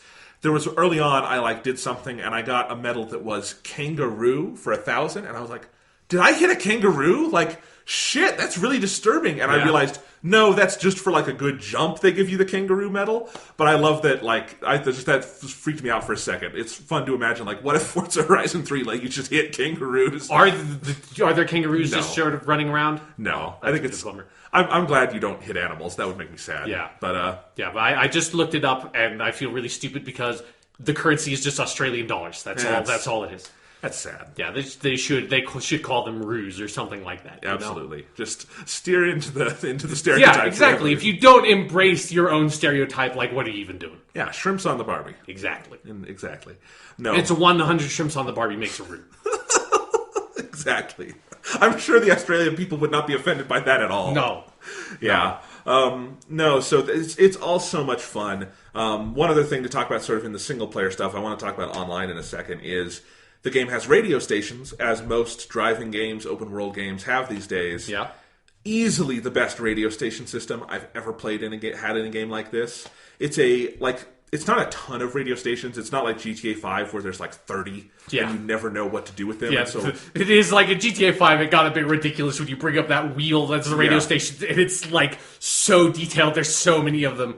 Yeah, there's 8 or something, but they all have their own identity. The music they play is really good. I enjoy it. I've discovered songs that I would like to put on my phone and listen to. That's the ideal for me for a radio station in a game is it has a couple of songs that I know really well and then a bunch that I don't, but are songs that I really like and help me discover stuff I don't know about. Yep, and the songs are really good. They fit with the game, and there are certain moments where they will tailor it, they will start you in an event with a certain song playing, and it's awesome. And then there's other fun things, they have their own DJs, and the DJs just have so much personality, and there's funny things going on, and they will directly talk about sort of what you're doing in the game and recent events. So all of that is just very well done. My favorite radio station has probably become the classical station. Sure, it's a classic for a reason. But it's got really good classical music. It's not sort of just exactly what you would expect. You're going to recognize the songs, but it's not completely hit you over the head obvious. It's not just Ode to Joy over and over again. Yeah, I think they do have that symphony that has Ode to Joy in it, but they have the full 30-minute version. Okay, good. In fact, it's really funny. Yeah. There's this perk you can get where the radio stations will sometimes play what's called a skill song, and that just means that while that song is playing, you get double XP for all your tricks and stuff. Right. And skill songs can also come up on the classical station. And one time it came up on the Ode to Joy piece, so I had a 30-minute skill song. Nice. It was hilarious. But they had that whole thing. And the DJ on the classical station is hilarious because he has utter disdain for the whole racing thing. And it's you remember oh yeah, even in this Racing Australia, there's other stuff going on. That's cool. So each different radio station has a different DJ? Yes. That's a nice touch. And they're very unique, and it's really cool. My other favorite station is Pulse. That person is awesome who does that, the DJing there.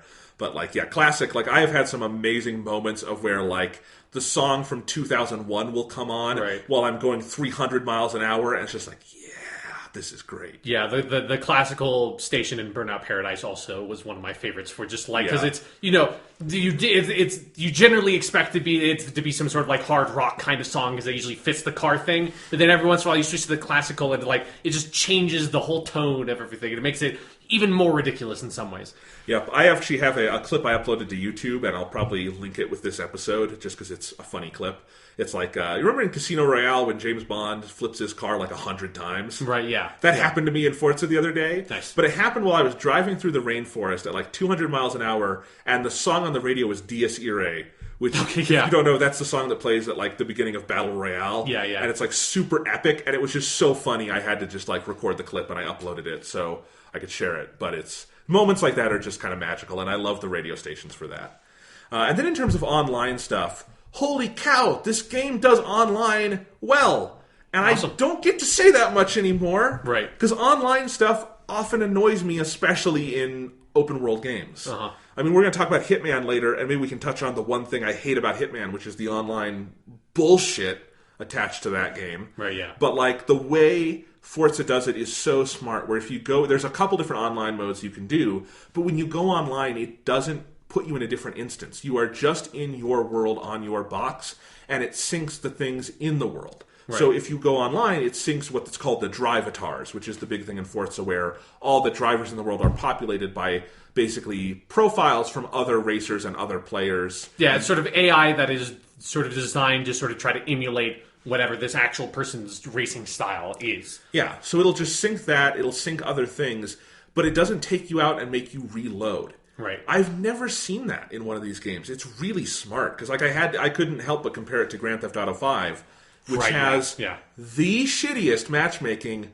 online system ever in any game in history. It's the worst. And when you actually get GTA 5 Online working, it can be kind of fun, but the headache of getting it to work with like, I want to play with a friend. Yeah. Oh God, this is going to take 3 hours just for loading. Mm-hmm. You know, stuff like that. It is a nightmarish mess. And Forza is so easy. Like, I was expecting the kind of mild nightmarish mess, because that's how open world online usually is. And instead, it's just my brother sent me an invite, I accepted, and nothing changed. Just a thing at the top of the screen said, all right, we're syncing drivatars, give us a minute. You go ahead and play around in the sand. Nice, yeah. Fantastic. And here's the other thing. So this is one of the first games with Xbox Play Anywhere. Uh-huh. So I bought the game, and my brother on his Windows 10 PC, because he plays mostly on a PC now, and he has a really high-end PC. He'll still play Xbox when it's an Xbox game. But now that there's this Play Anywhere stuff, we thought, well, it'd be really cool if we could do the cross-play stuff. And so he loaded the game on his Windows 10 PC. It was super easy to get, put it on there. It's got full PC customization. He says it runs really well, no real problems. The only problem I've heard is sometimes it doesn't keep a consistent 60. But that's still better than the Xbox version, which is 30, so it's still a higher frame rate.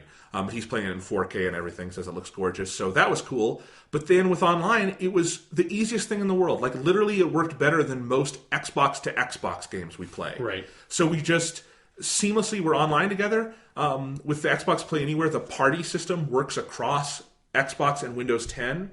It's amazing. It's like, it's the best case scenario for what this could have been. Yeah. Because we talked over the summer, like, this Xbox Play Anywhere stuff sounds like it could be cool, but there's all these. Yeah, but like Microsoft has a history with kind of messing up the PC game stuff, so it was a big question mark back then. But so far, it's kind of an unmitigated success because ReCore worked better on PC than it did on Xbox, and that's not a multiplayer game, so there's nothing else really to judge there. And then now Forza Horizon 3, totally seamless. I'm so impressed. And it works very well. The only thing is we're having a little trouble figuring out how I could send him an invite. But we still can get together. It's just he has to send the invite. It's fine. And I think that's probably just figuring out where in Windows 10 that even comes up, because it's not an Xbox interface. But so far, like, really good. And the online stuff is cool. I've been mostly playing what's called online co-op. So that's where you get in a group with your friends, or you can do some random matchmaking. And basically, you can start events together. You can just drive around the world. And anything you do, once you go back into single player, all your credit will carry over, and you just keep going. And it doesn't sort of mess with anyone's particular sort of instance of their world and their progress. It just contributes to your own progress, but you can do it while playing and racing together.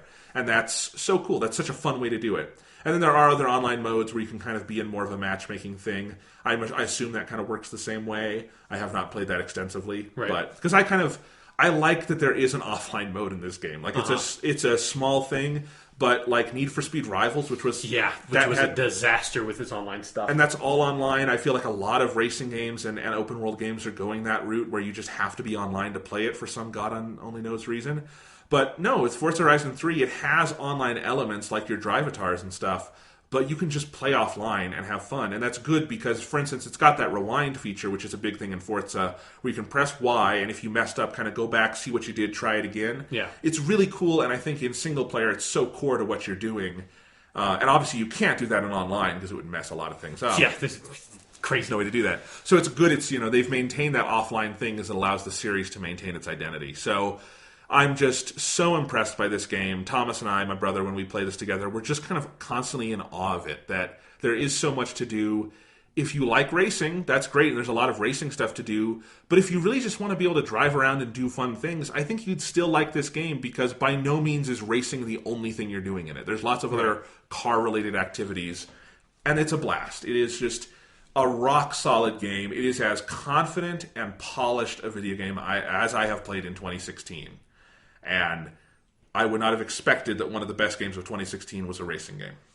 Right, yeah. It from everything you said, it sounds to me like it is a long time coming in terms of a successor to Burnout Paradise for like a open world arcadey racing game that like actually nails it. And like, because ever since Burnout Paradise is an incredible game, and then after that, the Burnout Criterion kind of fell apart with EA and everything.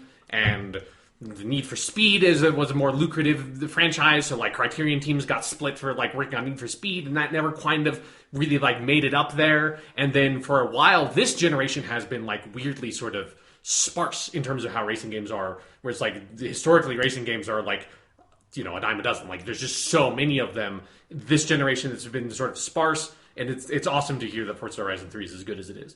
So good. And again, on those graphics, just one last thing to say. The clouds in this game. I know that sounds like the most mundane thing in the world, right. But it's once you see the game in action, I don't know how they did it. I don't know what systems are at work, but it is a magic trick. The clouds. They were saying it about the Xbox One since they announced the console. It's taking advantage of the power of the cloud, Jonathan.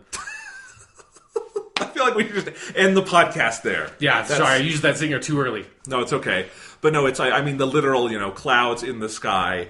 There's just, usually when you see clouds in a video game, they're white and they're puffy and maybe they move a little bit. And that's fine because you're not going to pay attention to the clouds.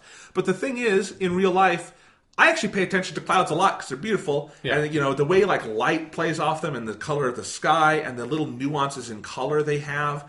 From a photography standpoint and a visual standpoint, they're so fascinating. And they're actually, I think, a very hard thing to capture in photography, let alone animating them dynamically in a video game. Right. But somehow the team behind Forza Horizon 3 did it, and just the way clouds are generated and the way they move and the colors they capture and the way light breaks through them and the way they cover the sky in shadows sometimes, I have never seen anything like it.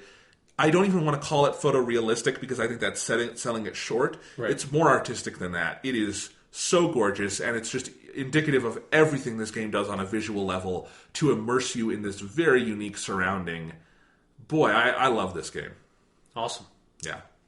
So, Sean, what do we want to talk about next? Do we want to do Virginia at the end, or do we want to do Hitman at the end? Well, before that, I want to talk a little bit about Dragon Quest Builders. Because that's it. I played that demo, and there's stuff about that game I just kind of want to talk about before we move on. Awesome. I think we were talking about this off the air. I forgot. Yeah. So for those who don't know, Dragon Quest Builders is a game that I think it's already came out in Japan about a year ago, and it's finally coming out over here later in October. And so they released a free demo for the PS4, and I think the PS Vita version as well has a demo that you can just get on the PSN. I highly recommend people just play it because it's a very interesting, weird game that I've never really played a game like this. It's pulling from the Dragon Quest franchise, which is next to Final Fantasy, the big JRPG historical franchise from Japan that never quite hit it big over here, but it has its fan base. But then the Builders thing is that it's this spin-off that's sort of drawing from Minecraft and Terraria and those kinds of modern sort of building pseudo-survival games. It's much more emphasis on the building than the survival side of it. And it's a very interesting mixture. And, I haven't played a huge amount of Minecraft, but I have played some Minecraft. I played a fair amount of Terraria back in the day when that was sort of a newer thing. And so I have some experience in this genre, and I've never seen a game quite take this tack that it feels a lot more structured than those games typically are, in that there is a story, or at least like there is in the demo, which is mostly like a very long kind of tutorial thing, because obviously these games are very complicated and have so many different mechanics that they have very long tutorials. But there is like story, there are characters that are talking to you, and they're like, and you have little missions that you get of like, okay, I need to go and I need to kill like these 5 chimera things over here to get their feathers to come back here to craft a bed so that this guy can move into my town. But like the main thing that I love about Dragon Quest Builders is that story part, and is the writing, because the writing, for what does not need to have like any writing at all, it has some of the funniest, most clever writing I've seen in a video game this year so far, in that it's just, it allows it to sort of like take the piss out of itself kind of at every single turn. And that the whole setup is that you're in this world where sometime in the past, the Dragon Emperor basically destroyed all of human civilization, and human civilization has crumbled, and humanity is sort of scattered around the world, living in like hollows and in rags and everything. And this goddess sort of like resurrects you or creates you, the hero, whose default name is Bildrick, which is the perfect name for him. So it's like, if you change that name, I'll never forgive you, unless you change the gender. Bildrick sounds a very male name to me. Bildrecka. Yeah, sure, Bildrecka. You have to have Bild in the name somewhere, because you really should have Bild in the name somewhere, because the goddess creates you and bestows upon you the ability to make things, because civilization has been destroyed, and part of, like, I assume in the story you'll visually find out how this happened, but something about what the Dragon Emperor did means that people have lost the ability to create things. So Bildrick is created, and the goddess specifically tells you are not a hero, you are a builder, like you have these powers to build stuff. I'm going to send you out into the world, and you are going to try to like rebuild civilization and rebuild all this stuff. So you get sent out, and you stumble upon this small like destroyed town that has like just like piles of dirt and rocks everywhere. And you set this flag thing down that summons this like random human here. That's like, I don't know what's going on. I just felt attracted to come over here. Like, who are you? What is this? And then you just go and you take your stick and you smash some dirt blocks and get some dirt and walk over to this destroyed house, and you just like literally you just pile up dirt in the holes in the wall in the house, and then she walks up to you and is like, "What did you do? Where did this house come from? What do you mean build? What is building something? What are you even talking about?" Because it's this world where like the sheer act of taking a stick and taking a rock and like putting them together to make an axe is like fundamentally just like not understood by the people. Like, it's gone. It's erased from like their like being as a human. And so your whole mission is to sort of like fix this town and get people to come to the town as the town grows, and you get new missions to go out and like find new recipes and build the town up. And I haven't even really finished the demo because I got kind of caught up playing other stuff. But like, it's the setup is hilarious. I think I really like their sort of more simplified take on the building stuff, because it's a sort of top down, sort of isometric perspective that you can swing the camera around in any direction, because it's all 3D, sort of voxely look kind of like Minecraft, but it's not first person or anything. So it's not, the building stuff doesn't feel as detailed as it is in Minecraft, but that sort of facilitates the more adventurous aspect of it, of you having these missions to build like specific buildings. Actually, that's one of my favorite things about the game is characters will sometimes come up to you and say, "I want you," because I'm an idiot that doesn't know how to make anything. I'm just going to give you this like idea of like this plan of what a house I would want to be, and you're going to take this and actually like get like rocks and build this house. And so you basically throw the blueprint on the ground of the world and just like fill in the spots where it is to make a person's like specific building that they want to be made, and then they go in and inhabit it. That's awesome. Yeah, it's just a very clever, funny game that also has just a very clever, funny take on the genre itself, both in terms of how it contextualizes it in the world, that I think is brilliant. Because again, it doesn't need to have that. It doesn't need to have this ridiculous premise where like people have forgot what building is, and so Bildrick has to come in and make everything for everybody. No, but it is smart, because I love Minecraft. Yeah. Obviously, it's a great game. But I can definitely see the merit in a thing like that has more direction and purpose to it. Yeah. Because, sometimes with Minecraft, you have to have a certain idea and go at it, and then it can feel very grindy. I would love something like that with more narrative, and hey, if it's a funny Dragon Quest kind of narrative, sign me up. Yeah, so it's something where I highly recommend people go and check out the demo, because obviously it's free and you can just spend some time in it. I have no idea if the full release game will have like legs on it, that like if you will want to spend a huge amount of time with it or not, because obviously the demo is a very small taste of what the full game is probably going to be. But like it's something that like that is a game I went from knowing absolutely nothing about to now sort of like keeping my eye on in the future, to like if there's a sale or something, maybe picking it up. That's cool, because I've been keeping my eye on it because I was kind of interested in this, but I didn't know there was a demo, and I'm really glad there is, because that'll help me make a decision in the future. Yeah. It's a good year for Dragon Quest. Dragon Quest VII, the remake for the 3DS, finally came out in the US this month. Cool. So, or I guess last month, because now we're in October. Yeah. But I would be playing it right now if I didn't have so many other things to play, because I really want to. So that's a game I will definitely pick up at some point, because that's never... I think there's a PS1 version of it or something, but now it's finally out over here on the 3DS, and that would be fun to try, because I've never gotten to play a Dragon Quest game. Yeah. There was one on the DS back in the day, maybe one or two, but I didn't play those when they came out. Yeah, I think I might be misremembering, and it might actually be a different sort of JRPG thing, but I remember playing some sort of JRPG that I think was like a Dragon Quest re-release of one of the early games on like the Game Boy or something. Okay. So again, like that's an old memory that might be completely wrong, but that's like my main touchstone. Yeah. Is that, and like I know what the Dragon Quest slime looks like. Like Exactly. That's the main thing. Well, and I just think Dragon Quest is cool because it's all designed by the visuals are designed by Akira Toriyama of Dragon Ball fame, and God, his art is great. Yes. So, anywho, so that sounds fun. Yeah. All right, so Sean, back to my question. Right. Do we want to do Virginia first or Hitman? I have no idea. I think let's save Virginia for the end. Because it's a weird game. I have no idea where our conversation's going to go. Also, there's no real way to spoil Hitman. No, It's not really narrative heavy, although we have narrative stuff to talk about this episode. Yeah. But Virginia, I would say if you want to play it, don't let us spoil it first. Yeah. So, but we'll warn you before we get there. So Hitman, Sean, we've talked about the game before. Yes. You've been really high on it. Yeah, I've been playing it since the Marrakesh map basically came out. Okay, and I got it a couple weeks ago, and I did right before episode 5 came out. I caught up with episode 4. What is that one? The Bangkok map. Bangkok, yeah. I forgot which Indian city it is. Yeah. I wanted to keep saying Mumbai. It's not Mumbai. It's not Mumbai. It's definitely Bangkok.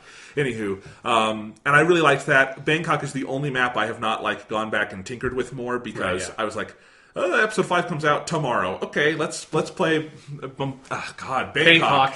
Bangkok was good. Colorado, I think, was even better. Yeah, this is a really good episode of this game. I am constantly amazed at their ability to, it's still very, it's a Hitman game, it's a Hitman level, it's not like they're fundamentally changing the game. It feels like their philosophy for how they design the level changes subtly each time a new map comes out, and this Colorado one feels very different from all the previous ones to me. Absolutely, and I have not, unambiguously loved every episode so far, but I have, just as you just said, I've been very impressed that, Paris, totally different than Sapienza, and then Marrakesh is its own weird thing, and then the Bangkok one, I really want to go back and dive into it, because that one is the most kind of like Paris, and that it's kind of one building, but the way that one building works is very different. Yeah, totally different, because Bangkok is split down the middle vertically, whereas Paris is the stages of going up the building. Yeah, so it's really interesting. But yeah, Colorado is a compound, and you have 4 targets this time. Normally it's 2. So you have 4 targets.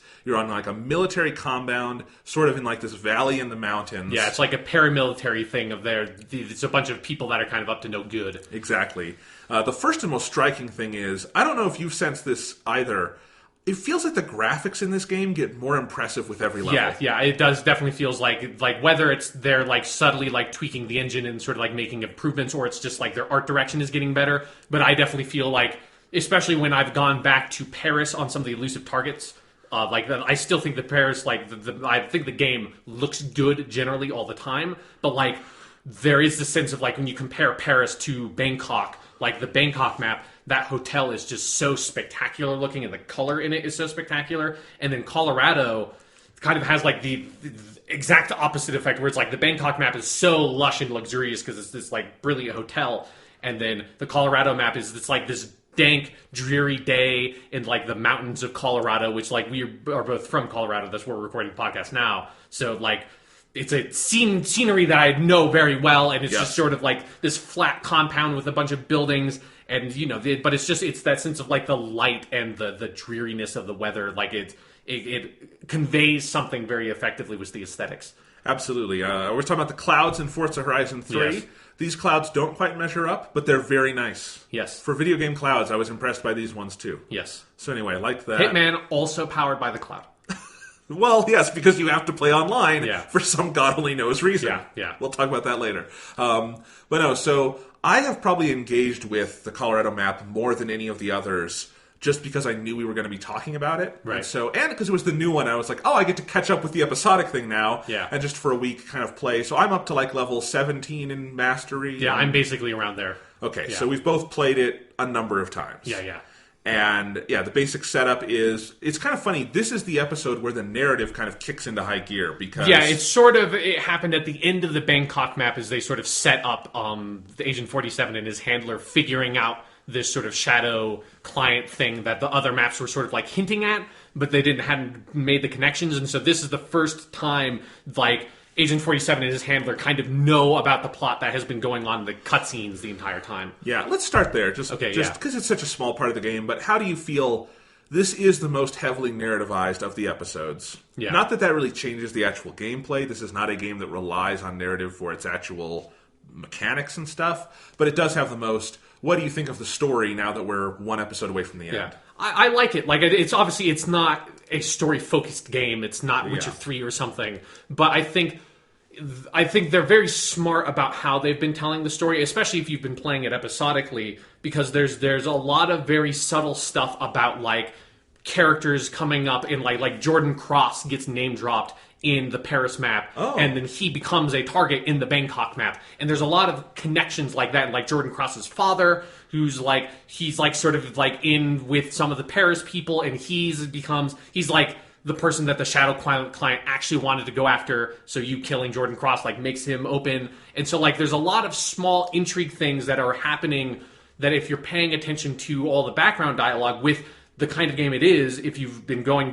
through and playing the maps multiple times, chances are you will catch some of that. Like it'd be hard to catch all of them on all the maps, but chances are, if you've been playing it a lot and like you go back to do an elusive target or like a contract mission or something on Paris, you will then realize, oh shit, I know what those guys are talking about because that's something that just happened in Marrakesh, or that's just something that like I just dealt with in depth in Bangkok, and then just the sort of very basic Jason Bourne, James Bondy kind of like intrigue plot of you're working for this assassination organization that is being manipulated by some weird like dude who's like the villain who knows everything behind the scenes, that if this was a movie at some point he would be captured and then put in jail in their facility for some reason, but that would be part of his whole plan. He gets out, like it's that kind of thing. But obviously I don't think like the game doesn't have much opportunity to do that whole plot structure, but that's the kind of sort of spy intrigue thing they've been going for. And I think again, it's not something that's going to like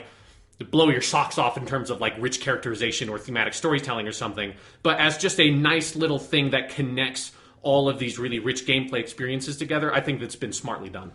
Yeah, I think so too. And I think the way it's structured for episode 5, I think you on some level do need some kind of escalation in the narrative for us to have an episode like this one where you have double the targets. It's a higher stakes sort of thing. Yeah. This is in some ways a harder map because of there's more stealth elements to it. And like everybody is carrying an assault rifle, so there's very little margin for error if you fuck up. No, if you fuck up, you're loading a save. Yeah. Yeah, this is not one where you can run away and like hide in a closet and change into a waiter uniform. There's no waiters in this. No. Is this the first one without a waiter you can change into? It is. Like it is. I think it is literally the first map that doesn't just have a waiter costume. That every single costume you get is like militia technician or like militia demolitions expert or like militia elite. Exactly. So that's kind of fun. But no, I think it does that, and it gives you this sense of stakes going into it. And then most of the narrative in this one, as always, happens at the end. And because you kind of have this goal and this multi-tiered goal, I think that kind of helps the gameplay move along a little, faster. And then, I am intrigued. I want to see kind of how they wrap it up in the next episode. Yeah. Some of the narrative is gobbledygook, and there's no way around that. But but it's stylish gobbledygook, and like at some point that's kind of all I need for it's just a framing device to sort of like piece things together and make things a little more interesting. And I like bringing his handler Diana into it more. I love her voice. She's so good, and like that was the one where at the end of the Bangkok map where you get that cutscene that kind of blew my mind when I realized that was her. Is like, oh my god, that's awesome British lady that's been talking to me the whole time. Because it's such a really great performance. That's, all she's doing is delivering exposition all the time, but she does it with such a incredible flair that, it really adds personality to the game. She's like this game's Cortana or something. Yeah, basically. Yeah, so... like if Cortana was just like really cold British woman. Yes. That has a very dark sense of humor. Dark sense of humor, and clearly 47 appreciates it. Yeah. Because he also has some kind of weird dark sense of humor, I think. So anyway, but let's get into the actual gameplay. So like I said, you got 4 targets here. The Colorado map sort of... I don't know if it's actually smaller. It feels a little more compact and direct. It feels very dense compared to some of the other maps. Which I like, because there's something about the sprawl of some of them that I think gets a little too big for me. Right. Like, I really love the prologue missions on the yacht and then on the little military compound. And this felt like a slightly bigger version of that compound tutorial one. Which I think is actually very solid if you go back and replay it. It's a really good intro to the Hitman stuff. And this feels, like I said, kind of like a bigger version of that and a really fun version of that. Yeah. And so I kind of like that about it. But as I say, it's very dense. You've got this sort of house in the middle. There's also this sort of training compound. There's this little quarry. There's like the demolition area. There's like the technician area. Yep. But like after 1 or 2 playthroughs, you will get this one very fast. Whereas I can play Sapienza a lot. I'm never going to know all the areas in Sapienza, right? Yeah. That is a big map that has like a lot of ins and outs. But this is not one of those. And I think that's very exhilarating because it's very dense, but there's a lot of opportunity in there. And it felt like this one, for me, was easier to kind of engage with and get good at than some of the more sprawling ones. Yeah. I got that sense as well. And there's something... like, I think this was my most fun I've had on an initial playthrough on the maps, because some of, like, my experience with some of the Hitman maps has been, like I think I felt this way kind of about Marrakesh and Bangkok was, like, the first time I played through it, I was sort of like, I didn't really know where to go, and I got kind of confused, and I enjoyed it, but, like, there's, like, an element of, like, I don't know how good this map is, and then playing through multiple times, I was like, oh, okay, like, now I get how this map works, now it makes sense to me. This Colorado map, there's something about having, like, the 4 targets and the way that the map is split into these distinct areas. Like, like we said, like, there's the training area, and there's the demolition area, and there's the house, and there's where the technicians hang out, and there's the weird quarry with, like, the sludge water in there that you can dunk the one lady into. Like, so there's I feel like the map is laid out in a way that there's sort of these distinct areas. And in general, each of the targets kind of stays around one of those areas, and each of the areas are kind of associated with one of the targets. And so that makes sort of like approaching the map on an initial playthrough, I feel like you get the sense of like, okay, I can just sort of like compartmentalize these tasks and be like, I'm just going to focus on getting this person. Now I'm going to go over here and get this person, and then this person, and this person. And instead of like some of like, I think Marrakesh and Bangkok, there's a bit of the sense of like, I'm juggling a bunch of plates at the same time or spinning a bunch of plates at the same time on my first playthrough and don't really know in which direction I'm trying to go. Whereas like in Colorado, it feels like it facilitates you to be able to like focus on the very specific individual objectives within the larger map. I actually think if they can do it going forward, more than 2 targets is really smart. Yeah. Because I think one of the things that happens is if you have a really sprawling map, like I found this on Paris a little bit. Not that Paris is sprawling, but there is a lot of space in that building. If you only have the 2 targets, their patterns can be very long, and it can be kind of a slog sometimes if you want to do something specific to figure out where in the pattern repetition you can do something. And it can be just a little too confusing and overwhelming. Right. And I never really felt that with Colorado because it's a little denser, as you said, but also with 4 targets and they have clear spaces, you pick it up pretty fast because everything's a little bit more Yeah, they do intersect and whatnot, because there's three people who will at different points go through that house. Yeah. But you will know where they go and where they belong and what you should do. And in some ways that made the sense of possibility to me feel more palpable than it has been in other episodes. Yeah, I definitely got that sense as well. And it's something where it's like, I think as like I've been playing through all these different episodes and the way that they've been changing the design is like, it's helping me sort of like appreciate the philosophy of how these Hitman maps are designed, and that there's a sense of like, you know, each target kind of like in all of the maps, but it's like it's the most clear in the Colorado map because there's so many of them and the map is so dense. Like each target has like the area they patrol and the area that's kind of their area. And the maps are designed in such a way that it's like your radius towards that area is like how intense it's getting. And the whole game is about like either infiltrating that space, that radius around the target. It's about affecting that radius around the target, or it's about pulling the target out of that radius to somewhere else. And so I love just like when you look at all the maps, the way they're able to play with that. That's how just naturally the objectives in Hitman have to be designed in terms of assassinating the target. Is that, you know, like in the Paris map, you have the one guy who sort of does his route around the kind of like the outside of the first floor of the map. But then it's like so much about Paris is getting up to the third floor, and like as you ascend, it gets more difficult. There are more guards. You need like better costumes, and then like getting into like taking out the target. In Sapienza, there's so much of it is like it's all about that house is this really strong focal point, and then you have the whole area outside that has all these different opportunities to pull targets in different ways, get different items that help you to infiltrate the house in different ways.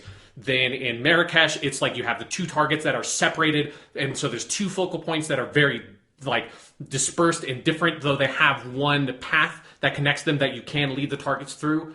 And then in Bangkok, it's a map that's sort of like split vertically. So it's like you have one half of the hotel is very intense, where that's where the Jordan Cross guy is, and then the other half of the hotel is a lot easier. And so you have that sort of like vertical split with like the two halves of the hotel. And so you have that focal point kind of in the top left section of the hotel. And then now I like with Colorado, it's just like you have like a focal point like in kind of almost each corner of the map, and then like the targets move a little bit, but they have like those signs of each focal points. And so there's a sense of like, no matter where you are in kind of close proximity to some target, and your attention is constantly being pulled in different directions. And it just creates a very different dynamic. And it does create a lot of these sort of really fun opportunities for messing with those focal points, but in tandem with one another, or pulling someone out of their focal point. That's actually, I think, in the other maps, one of the hardest things generally is to get someone outside of their own kind of pattern and whatnot. And sometimes it's like literally, you're not generally going to get someone from the third floor to the first floor or something like that. Yeah. You can, but it's going to be difficult, right? Yeah. But like I had one, I was playing this last night, I was trying to get the Silent Assassin challenge, and for some reason I didn't get it. I don't think I messed anything up, but I'd have to try it again, I guess. The camera stuff is always the stuff that's the hardest to sort of keep track of. Although I don't remember. I got the camera because you can just destroy it and then you're done. You're good. Well, sometimes there are different cameras in levels. Sometimes there are multiple different stations that you have to destroy. I think there's only one in Colorado. Yeah, right? I haven't done the Silent Assassin one yet, so I don't know. Anyway, I was trying to do Silent Assassin, and so there are a couple. Silent Assassin, just so you know, is when you have to kill them without being noticed and hide the bodies, and nothing will be discovered, and you're not discovered. You won't kill any other non-targets, etc. Yeah. So nice, like clean run, right? Yeah. And for a couple of targets, that's really easy to do. Because like the two men in this one in particular will retreat to a room or a secluded area where you can easily just fiber wire the shit out of them. Yeah. Or in my case, beat them up and then shoot them in the head for fun. Whatever. Yeah. There was one target that I was taking out the military training lady, and I think I was trying to do the car one, and just for whatever reason she just wouldn't quite walk to the right place. At this one time I got really frustrated, so it's like she got close to the car and then she turned around and walked away. I was like, oh fuck. Then I just ran up and like punched her, just like shot her like 5 times on the ground, and just like, I'm just gonna go do a different challenge because whatever reason, like, you are just not that interested in this quarter on the ground, lady. Come on. Yes, exactly. It's 25 whole cents. But yeah, so the guys you can get, but the two women are generally around other people, and in fact, most of the challenges and the opportunities for killing them, you'll be in front of other people and you'll do it as an accident or a poison or something, and in that case, you can't hide the body. Yeah. Or you could. You have to be really good at the game. Yeah. I'm not that good at the game. But anyway, so like I was trying to find ways to do that, and one of the things is that Penelope Graves, one of the targets, she is one of the people who will walk through that house. Yeah. And that house has a basement, which is where I kill Ezra Miller. Yeah. Or whatever his name is. Is that it, right? It's Ezra something. It's definitely something. Ezra. Yeah, anyway. Ezra Miller, isn't he the guy playing The Flash? Yeah, Maybe I'm... Okay, that's bad. Like, one of the main characters in Star Wars Rebels is also called Ezra. Okay, there's too many Ezras. Anyway. Except for it's a super rare name, so no. Yeah, no. But Penelope Graves, she'll walk through the house, and earlier, the way I had gotten into the basement is I crowbarred the door open. Yeah. And if you crowbar a door open, the door will stay open. Yeah, it stays stuck open instead of... If you, like, lockpick it or find the key, you can close the door. Open. But that's turned out, I'm like... Because I was knocking my head against the door, figuring out, like, how am I going to get Penelope Graves on her own? I managed to do it with Maya. That was okay. I was able to get her. Basically, I did the same thing I did with the car. But then I didn't drop the car on her. I got her further over and then killed her away from prying eyes and dumped the body. So that was fine. But then with Penelope, I was like, this is the last one. And I realized, oh shit, what if I could get her in the basement? And so I went to the basement, I threw a quarter, and she comes down the stairs. And I'm like, okay, threw another quarter, and she comes further down the stairs. It's like I'm an evil, like, Easter rabbit. It's just like, follow the candy. And it's like, here's a quarter. She's like, huh. And then she comes further down. And that was just a fun moment of like, I would never have thought to get her from her sort of orbit down into this basement, because that's just, she would never naturally go there. Yeah. And it was super interesting to like have one of those moments, and it's much more possible on the fly in Colorado. Like, you don't have to pre-plan some of those moments. They will kind of naturally happen if you sort of take the opportunity, and I like that about it. Yeah, especially because like that way that like if you're focusing on one of the targets and you're trying to do that, like, because this happened in my first playthrough, was like I was trying to get into that like Sean Rose's guy's office or whatever, because I think I was doing the one where you like play with his OCD, and like while I was doing that, like I saw like that Penelope woman just walked into the house and was staring at the clock that you can like change the face on the clock, which is right underneath the chandelier, and I was like, okay, change of plans. I just shot the chandelier and ran out of the house. Like, I'll do a different challenge for the Sean Rose dude, because like, that just dropped out of, like, that was like heaven just handed this, like, assassination to me on, like, a silver platter. It's like, well, I'm not going to, like, just not drop the chandelier on this lady. Like, come on. Like, those are some of the hardest ones to get, these things, to get someone to stand specifically under something, like a fucking car. Yeah. So, like, that's really fun, is the way that can kind of spontaneously happen in this map, and the way that, like, it generally would not in the others. Yes. So, what else should we talk about with this one? So we had the 4 targets. I mean, there's fun ways to kill all of them. Or where there's a particular challenge or like way to do it that you found particularly enjoyable in this one? Have you done the Scarecrow one? No. The Scarecrow one is fun, where there's a Scarecrow costume you can get, and the challenge is to drop the hay bale on Maya.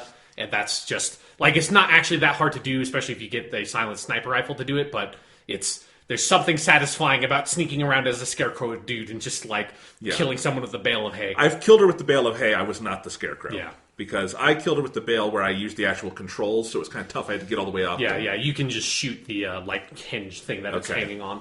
Yeah, I actually didn't realize until this episode that with chandelier kills and stuff, you could just shoot it. Yeah, you can just shoot them, Yeah, I guess I was overthinking it all. Yeah, because I think it's something where I'm not sure in the Paris map if you can't shoot them, or if it's just that, like, all of them have a winch attached to them in the Paris map, and then, like, they kind of moved away from that in some of the other maps that you don't necessarily... There's not always a physical thing is attached to that you can just mess with. Because I realized that with Penelope and the chandelier, you have to shoot it. So, yeah. Which I did with a silenced pistol, and it worked. So... Yes.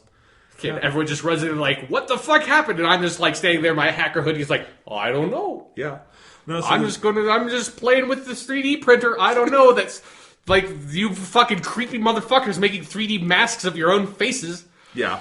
So yeah, the Scarecrow stuff, I did the challenge where you poison everyone. I haven't done that one yet. That was fun. In fact, I played the game for a couple nights, and then one day at work I started thinking about it and like planning, because I had recognized all these places you can find poison. Yeah, like that's the one thing is I think I need to find one more vial of poison to be able to do it. I can tell you how to do it because I want to find it on my own. Okay, but I'll just, in generalities, I'll say one of my playthroughs I recognized 2 people you could easily do a lethal injection on, and 2 people you can easily poison their drinks. Right. And so I kind of recognized that, and then in my head at work I was putting it together, and I finally figured out my master plan, and I successfully did it that night, and I was so proud, because it takes a little work, but you can definitely do it with poison with all 4, and it was a blast. So that one was good. I also did a run where I fiber wired all 4. not easy for everyone, but you can do it. The hard one there is Maya is really hard to fiber wire. Yeah. But Her route is like we said, like her route takes her like she's kind of always in view of somebody. Yeah. So I figured out how to fiber wire her. And then it's, the best one, I think there's this spot where Penelope will go into this little greenhouse, and you can do a couple things to her there. One of which is I love just, you fiber wire her and then just walk, because you're not going to be able to hide the body. Yeah. So you just walk in and be like, nothing to see here. And her guards are standing there, and at one point later, they're going to find a body, and she's like, what the hell happened? How is she dead? And they probably find, like, bruises and stuff, and know someone snuck in and just fucking strangled her with fiber wire. Yeah, one of my favorite things was on my first playthrough, one of the first things I did is I snuck into the shed that Ezra goes into to like where all of his weird shit is, and there's some like challenge specific items you can get in there, and one of them is the nitroglycerin, and that was before I had found the watch challenge or opportunity at all. So I just found this vial of fucking nitroglycerin that is just a throwable item. I didn't know you could throw it. Yeah, you can just throw it and it just hits and explodes immediately. And so my entire first playthrough, anytime I would mess up, my first reaction would be like, well, I'm going to reload a save, so might as well. I would just like go and I would just get the nitroglycerin and just throw it on the ground and blow up with everyone around me. Is like a really... Because I don't think there's any other explosive item that just like explodes on contact. Like there's a lot of like remote detonated mines and ducks and cell phones and shit that you can get, but like this nitroglycerin, you just throw it and just everything fucking explodes instantaneously. It's really great. That's fantastic. Yeah. The watch thing is a lot of fun because I didn't even follow that as an opportunity. I just organically figured out, I found the battery. He's putting down his watch. I'm going to blow this motherfucker up. Yeah. It was great. Love that. Yeah, there's a lot of... I also feel like I did use this... There's that opportunities tab that will kind of walk you through if you want to, and I used that a lot on some of the bigger maps. I didn't use that almost at all on this one. Yeah, me too. You didn't really need to, so that was kind of cool. Yeah. It's a... like, unlike you, I don't have, like, much of a problem with the sprawling stuff, though I see, like, why that would, like... There's, like... Because there are some things that can be a little bit frustrating with how those maps are designed. I just really love... the variety of different takes on this kind of map that they have done. Oh yeah, and it's such a nice change of pace to come in to this Colorado map and just have it feel so different and have all these different sort of kinds of opportunities and flows to the game that are so different from the Bangkok map, which is different from Marrakesh, which is different from Sapienza, which is different from Paris. And we've got one more left. We've got the Japan map, which I'm very excited to see what that's going to be. But it's like so far the trend is. Like, it's something where it's like, I'm not even sure at this point, all the maps have been so good and I like them all so much that, like, at this point, I don't even really feel like assigning, like, which one's my favorite. Like, there are things about the Sapienza map that are still sort of incredible to me in ways that map can wrap around in ways you wouldn't expect, and kind of that map can still surprise me. But they all have something that's so special about them, that they're all so much fun to go back to. They do, and I'm not inherently opposed to the sprawling stuff, because my favorite map probably is still Marrakesh, which is really big. Yeah, that's the most sprawling of all of them. But I also think that one, like, it's very clear where the targets are and what the different spaces are for. Yeah, they're, like, the targets are a lot more sort of stable in their orbits. Yeah, so I like that one. But no, I mean... so there's different reasons I kind of like, and I know there's none of these I dislike, like I said. But yeah, Colorado is up there. And I think overall, in general, I do think the game has kind of, maybe not overall improved with each episode, but each episode has something about it that is really special and new and feels like this is doing something I wasn't getting from previous episodes. Yeah, that it wasn't even something I would expect this game to do, like to change it up like this. Because especially when I first saw that, like when they announced the Colorado map and they said it was going to be 4 targets, I was initially sort of like, that sounds like a bit like, because my initial mindset was like, that sounds like that would be a pain in the ass to play through multiple times, because it seems like it would take so long to get all of those targets when usually it's just 2. But like the way that they sort of condensed the map and made each target sort of like a lot of fun and like to take out in different ways, and you can blow through this map really quickly if you know exactly what you're doing. Poison. And that's poison or fiber wire or just fucking nitroglycerin everyone. Nitroglycerin everyone, get your sniper rifle up onto that water tower and just like wait for your opportunity. Like there's a lot of different ways you can approach it, and like it all still feels very Hitman, but like that 4 target thing super changes the feel of this map, and it was just nice to like have my fears completely rebuffed of like, oh no, like that's not a problem at all. In fact, like it's like in some ways this is the map that I can complete the fastest. Yes, compared to the other ones. Yeah, absolutely. So good stuff. Yeah, Hitman still is awesome. We're very excited to see how they wrap it up with episode 6. Yeah, curious to see where the story goes. Really 8 curious targets. To see. Yeah, just like you have to take out like the entire fucking like government of Japan. They're all targets. It's set in 1945. Yeah, it's Agent 47's first hit. That's why he's Agent 47. It was 1947. Weren't we occupying Japan in 1947? Why would we do that? Because we were occupying Japan in 1947. It was a whole scheme. All right. So let's go ahead and talk about a very, very different game. Yes, about as different a game you could be. Virginia. Yes. So to recap, Virginia, it's available wherever games are played, sort of. PC, Mac, Xbox One, Atari PS4. 2600. Not on Atari 2600, Oh, really? I guess that version got canceled. That's unfortunate. Yeah, it's a very simple version where it's just you're a pixel on the screen moving around. And yeah. But like, I think the Atari version of the score, I think, is very effective. Yeah, indeed. So Virginia, like I said, it's made by a small team. It is very cinematic in some ways, although very video gamey in others, and I think that's important to talk about. Yeah. It has, as we said, sort of cinematic cuts and jump cuts, but it is still a first-person perspective. It is sort of in this growing genre of games people are sort of lovingly calling walking sims in some terms. So you have that. It is inspired by the works of David Lynch and some of the kind of sci-fi inspired stuff of the 90s. So Twin Peaks. Maybe some people can compare it to X-Files. Again, I don't think that's a super... They're like I don't think stylistically the game isn't very X-Files, but like...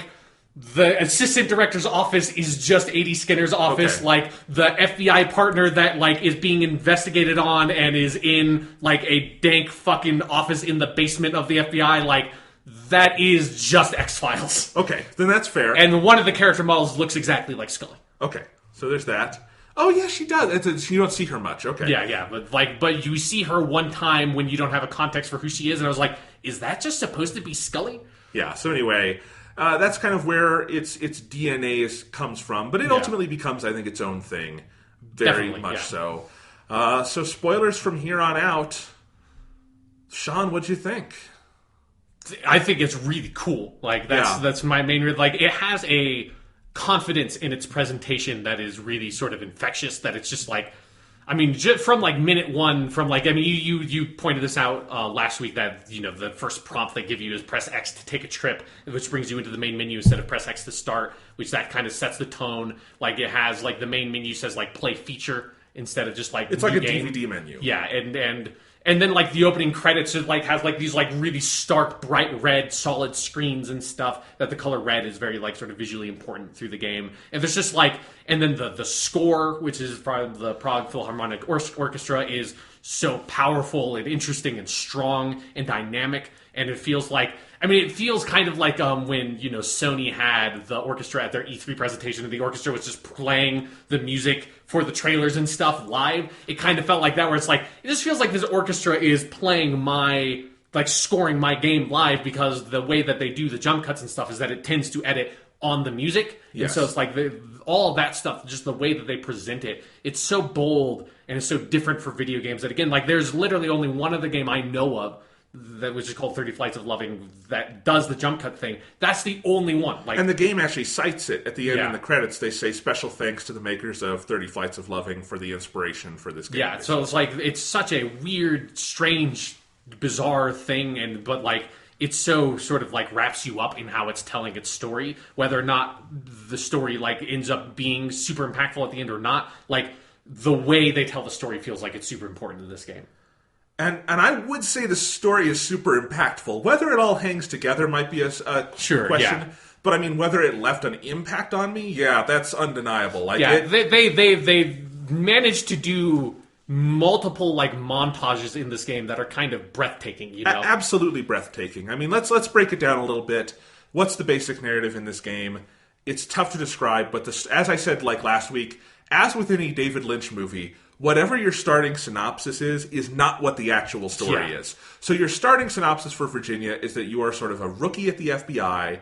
You are assigned to work with and investigate an older agent, Yeah. who, not like old, but like a more senior agent, who is maybe up to something you don't know, and then He has this dank office in the basement that is... Yes. All she's missing is the I Want to Believe poster, and it would she- just be the office from the X-Files. I had not been thinking of that. I was thinking more in narrative ways, but you're right. Stylistically, that's very X-Files. Yeah, like she straight up just has like the projector thing on her desk and everything. It's super X-Files. It's awesome. So anyway, but you are investigating the disappearance of a local boy. Is it girl? Boy Lucas. Boy Lucas. Yeah. From this town called what's the Kingdom. town? Kingdom. So Kingdom, Virginia. You go there and you're investigating a little bit. But again, that's only the tip of the iceberg. Yeah, because it's not L.A. Noire or something. It's not an investigation game. No, and now that we can talk in terms of spoilers, really, this is a game about dreams. This is a game about the dreamscapes. This is a game about identity and a personal moment of crisis. And yeah, when you talk about the montages, that's where the game really gets going. Because you have a lot of slow setup at the beginning. It's beautiful. It's atmospheric. This game manages to do a ton with story and character without an iota of dialogue. Yeah. And that's amazing and deserves credit. But really is when it, I think, kicks into high gear in that last hour where at some point reality just stops being a factor in the game. And that's what I need to go back and play for, because there's a solid like 45 minutes of this game that is just a dream or something. Yeah. And you never go back to whatever that layer of reality is. It's like if Inception ended with Leonardo DiCaprio in the like city with all the sand and stuff, and we never saw him get back to his kids or something. Yeah. You're just like, okay, we never actually left the dream, and we weren't aware it was a dream, and it's very... Yeah, that's a very good comparison point. It feels like, and like I don't want it to have this moment, but it feels like it very deliberately does not have the like top falling over moment. Like it's not trying to do that. It's not trying to like make you think it's like, oh yeah, we're back in reality, or are we? It's just like, what is reality, dog? Like that's the kind of approach it takes to it. Well, it's the kind of approach where the story is not dependent on chronology. The story is not dependent on real life events or anything. Yeah. The story is one of an emotional arc, and that emotional arc wraps up, and then the game decides, we're done. There's other things we could wrap up, but we're not going to. Yeah. And I commend it for that. There's things to talk about there, but yeah, I mean, I will say, you know, you played this game last night. I played it a week ago. I have liked it more the more I've thought about it. Yeah, I think like it is something that is like, it was a rough game to play right before you go to sleep, because it's just one of those where you're just lying in bed and you're like, what the fuck was with that fucking buffalo? What was that? Yes. I mean, there's so many weird things to pick apart. I mean, the montage, one of the montages I assume you were talking about is there's this point in the game, and I think this must be around the point where reality just stops being a factor, where you and your partner are in jail. Mm-hmm. It's not clear really why. There's a lot of things we could talk about there. But once you're in jail, you kind of go to this interior fantasy place, if you're not already in an interior fantasy place, and you sort of imagine getting out of jail by ratting on your partner, and then you rat on another person, and it starts slow, and then this montage builds and builds of you basically compromising your morals again and again and again, just by inches and inches and inches, until you keep getting these promotions and you keep getting these promotions, and eventually you are back to the starting place of the game, but instead of you walking across the stage being a trainee, you are the head of the FBI giving the badge to a trainee. Yeah, it's sort of you either die a molder or you live long enough to see yourself become a cigarette smoking man. Exactly. Yeah. So, but that montage is that the height of the game? Would you say? Yeah, because that is where the game takes the turning point for sure. Of like you, there's a sort of like, did this make that jump earlier than what I'm seeing? And like maybe it does, maybe it doesn't. But like that is definitely the moment where it's like, from that point, you're like, is this whole like did that montage actually happen? And this whole game is a flashback for her thinking back to this series of events and how she made a mistake and wish it had gone another way? Or like, was that her flashing forward thinking like, oh, this is how my life could go, but instead I'm going to eat this fucking sticker of a cardinal and then the brick's going to fall off the wall and I'm going to go to a cult where someone is sacrificing a buffalo? That was pretty cool too. Yeah. I think it was all just a cult that worships a buffalo, and this is just this girl having a crazy trip. That's like she's never been an FBI agent or anything. It's just set in this like deliberate, like beautiful fantasy world that is all focused around like buffalo, and you just don't have that. Like there's this whole Virginia Bible, like lore Bible they've made that tells you all about it. Okay. But that's the only point in the game where it's the reality is the cult. When I was playing the game, I definitely came at it from the perspective of we're projecting into the future. Right. And then we're kind of back to the present, but you really never go back to the present. And so there are weird moments where, like, because they very deliberately have her, like, hand model when she is older has all these wrinkles on it, and then there are moments where it goes back to, like, the present timeline, whether or not it's reality or not. It's, like, set in that present like, area of time where she still has the wrinkles on her hands, and it's like, fucking who knows? Yeah. I mean, but what I was going to say is that since then, definitely that alternate interpretation where this isn't a flash forward, this is a flash back, and we just don't get to the future until the end. Yeah. That one also makes sense, and maybe in some ways makes more sense because it also gives you more perspective for the finale of the game. Yeah. But I think part of the beauty of it is I do think it can work either way. Yeah. But there is definitely a point where whatever our set view of quote-unquote reality does fade away. And I like, and it is very Lynchian in this way, you don't know where that moment happens.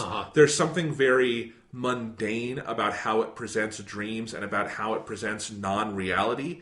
And, I think, I quoted Inception earlier, and I love it. I think it's a phenomenal movie. Yeah. That's not actually at all really a good analogy for this sort of thing, because Christopher Nolan is a guy who really does think in, I think, ordered terms. He likes to put things in boxes, and it's the way his mind moves. Yeah, like his conception of dreams is like the structured, ordered layer of things. Yeah. Which is a real philosophy of dreams. That's not just him. But I do find generally the ones that hit me harder on that level of like recognition and stuff is the Lynchian view of dreams, where David Lynch has this kind of thing where he doesn't really care if you know whether you're watching reality or not. Yeah. I think Twin Peaks is supposed to be real, but there are whole interpretations of Twin Peaks where this is happening in someone's mind, or it is dream-esque, or I think one of the implicit messages of all of Lynch's work is that dreams do intersect with reality, and to pretend that they are completely separate is foolish. Yeah. And so that's one of the things, is that Twin Peaks is dream-esque because life is dream-esque, and there is the surreal in life. And so that's one of those ideas that I think Virginia also uses as kind of a starting point, which is it's not going to explicitly signal to you when they transition into some kind of dream. And it's funny because early on they set you up to think they're going to do that. Yeah, they have the out-of-body experience thing near the beginning of the game that then I think they only do that one more time, like very like specifically. But that does set you up to sort of like question like your perspective, like kind of like question the sort of like the subjectivity of what you're viewing, that then like they complicate that a lot in one of the late montages where it's like your perspective is inhabiting other people, and then like it cuts in, like you're looking at it from the outside and you realize like, oh, that wasn't my character, though it was like the model, like when you looked down it was your character, but now I see it was the weird priest dude. Yes. Like it does that, and it's sort of it's playing with what your viewpoint is. Yeah, and I'll have to say, while the sort of climbing the ladder montage is, I think, one of the most breathtaking moments, the one that probably emotionally hit me hardest is the one you're talking about, where we switch perspectives. Yeah. Because that, I don't even know how to verbalize it. On a subconscious level, that encompasses the themes of this game so perfectly and beautifully. It's an amazing moment. Yeah. And I think that's where the gameplay aspect of it has to enter in. This is very cinematic in language, but it could not be a movie. It has to be a video game. You're talking about the idea of subjectivity. This is as much an essay on the notion of subjectivity and identity as it is anything else. Mm-hmm. And having it be a first-person experience where your hands are on the controller, moving things, is so important because you develop... It asks you to question what that first-person view even is. And I think it's a very powerful thing that gets more powerful as the game goes along. Yeah, it's just playing on something that like I'm super interested in video games, because there's an attitude. It's like appropriate to talk about it specifically around Virginia as well, because we talked about the walking simulator stuff earlier. And there's this attitude from certain sections of the gaming audience that has been there since like Myst and stuff like that. Or even the Shenmue has been complained about this, of like games that like they're not really games because like, oh, like Metal Gear Solid has so many cutscenes, or like Shenmue's like it's a forklift simulator. It's not a real video game because there's no real failed state. Although that technically is a failed state, but it's like it's kind of impossible to hit.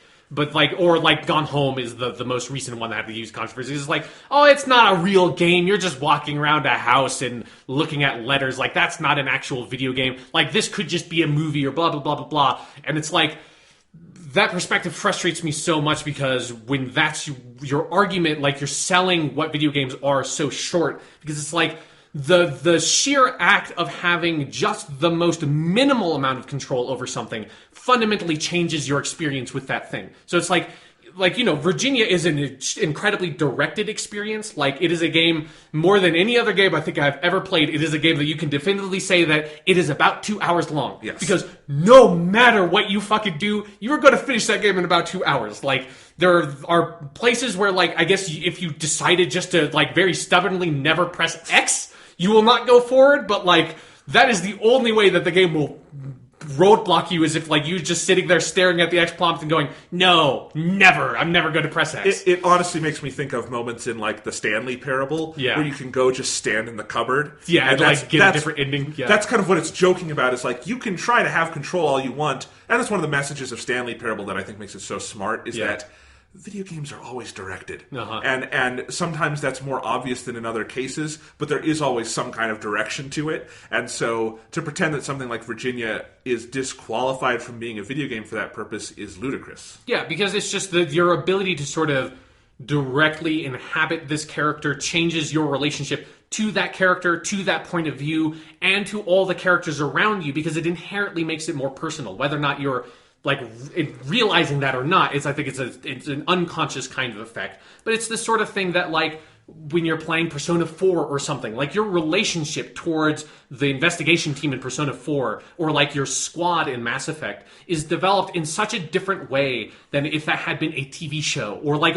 if, like, literally you can use Persona 4 as an example, because there is an animated version of the show, or of the game, that's a TV show, and it's like, watching that TV show and your relationship towards Chie there is 100% different than, like, playing the game and going through Chie's social link and having her in your party in the dungeons. Like, your relationship through those characters fundamentally change through your interacting with them in the game, whether or not those interactions are, like, the deepest interactions in the world, or in, like, Virginia, it's just you choosing to look at your partner while you're sitting on the side of the car or not. Like, that changes what the experience is to you, and crafts the experience subtly to you, how you're playing it. And having that character's eyes. Yeah. I think that's something you also can't discount, because, you know, just using the idea of cuts as an example, there are some very jarring cuts in this game. Yeah. Some of them, if you were looking at this in a more third-person perspective, would not be as jarring. But it's because we're used to, you know, films do not take place in first person. Yeah. And whether the Hardcore Henry was that movie there's called? that movie, yeah. There is at least one movie that does literally take place in first person. There's Hardcore Henry, and then there's, like, you know, found footage movies that some people want to rename first person. And actually, there is a term in experimental film called first person cinema. Yeah. But that's more of an avant-garde sort of thing, where it's not so much about following a specific character's eyes as inhabiting an eye that is, and you see this in movies like by Terrence Malick and whatnot, where the perspective of the camera is something you're supposed to question, but it's almost more, is it a deity, is it a spirit? You know, what is the eyes of this machine we see things through? That's a question film can ask. Cinema is never successfully going to be a thing where you're just watching from behind someone's eyes, a la Hardcore Henry. That's only ever really going to be a gimmick. The thing that Virginia is doing, where you are literally in the subjective viewpoint of the character, that can only be done in video games. Yeah. Well, and I guess in novels if you're doing the eye voice thing, but even that's very different, because... Yeah, like, that's I have had the unreliable narrator conversation a lot in English classes over the course of my life, but it's a very different thing. Very different thing.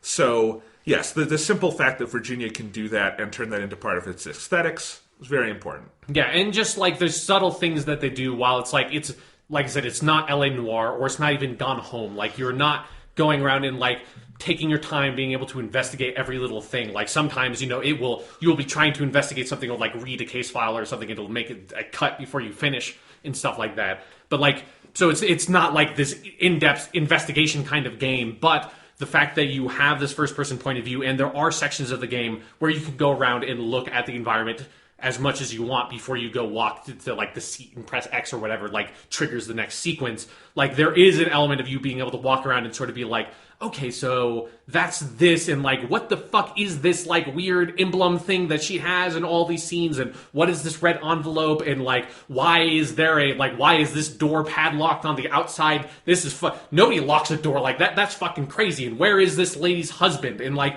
there's, like, stuff like that, of these questions you can ask that, like, in a movie, obviously, like, you can use visual language to sort of prompt the audience to have the same questions, but in a game like this, it is up to you to, the most the biggest section of that is like I just gave some examples of it is when you wake up in your partner's apartment and you have opportunity to sort of walk around a little bit, and there's some like weird side rooms and stuff that you can choose to go into those rooms or not. And like if you choose to go into those rooms, you can either just sort of like look at it and go like, oh, there's nothing here, or you can go and be like, huh, like why is there a bed in this room? Like where is the main bedroom? Is that where the lock is? Like you can ask questions as much as you want and sort of investigate those questions as much as the game will allow you. And that's something that a movie could not provide, a book could not provide. You need the free agency that a game provides you to sort of like interact with it in that way, and that creates a very different kind of experience with this sort of dreamlike, bizarre narrative that this game delivers.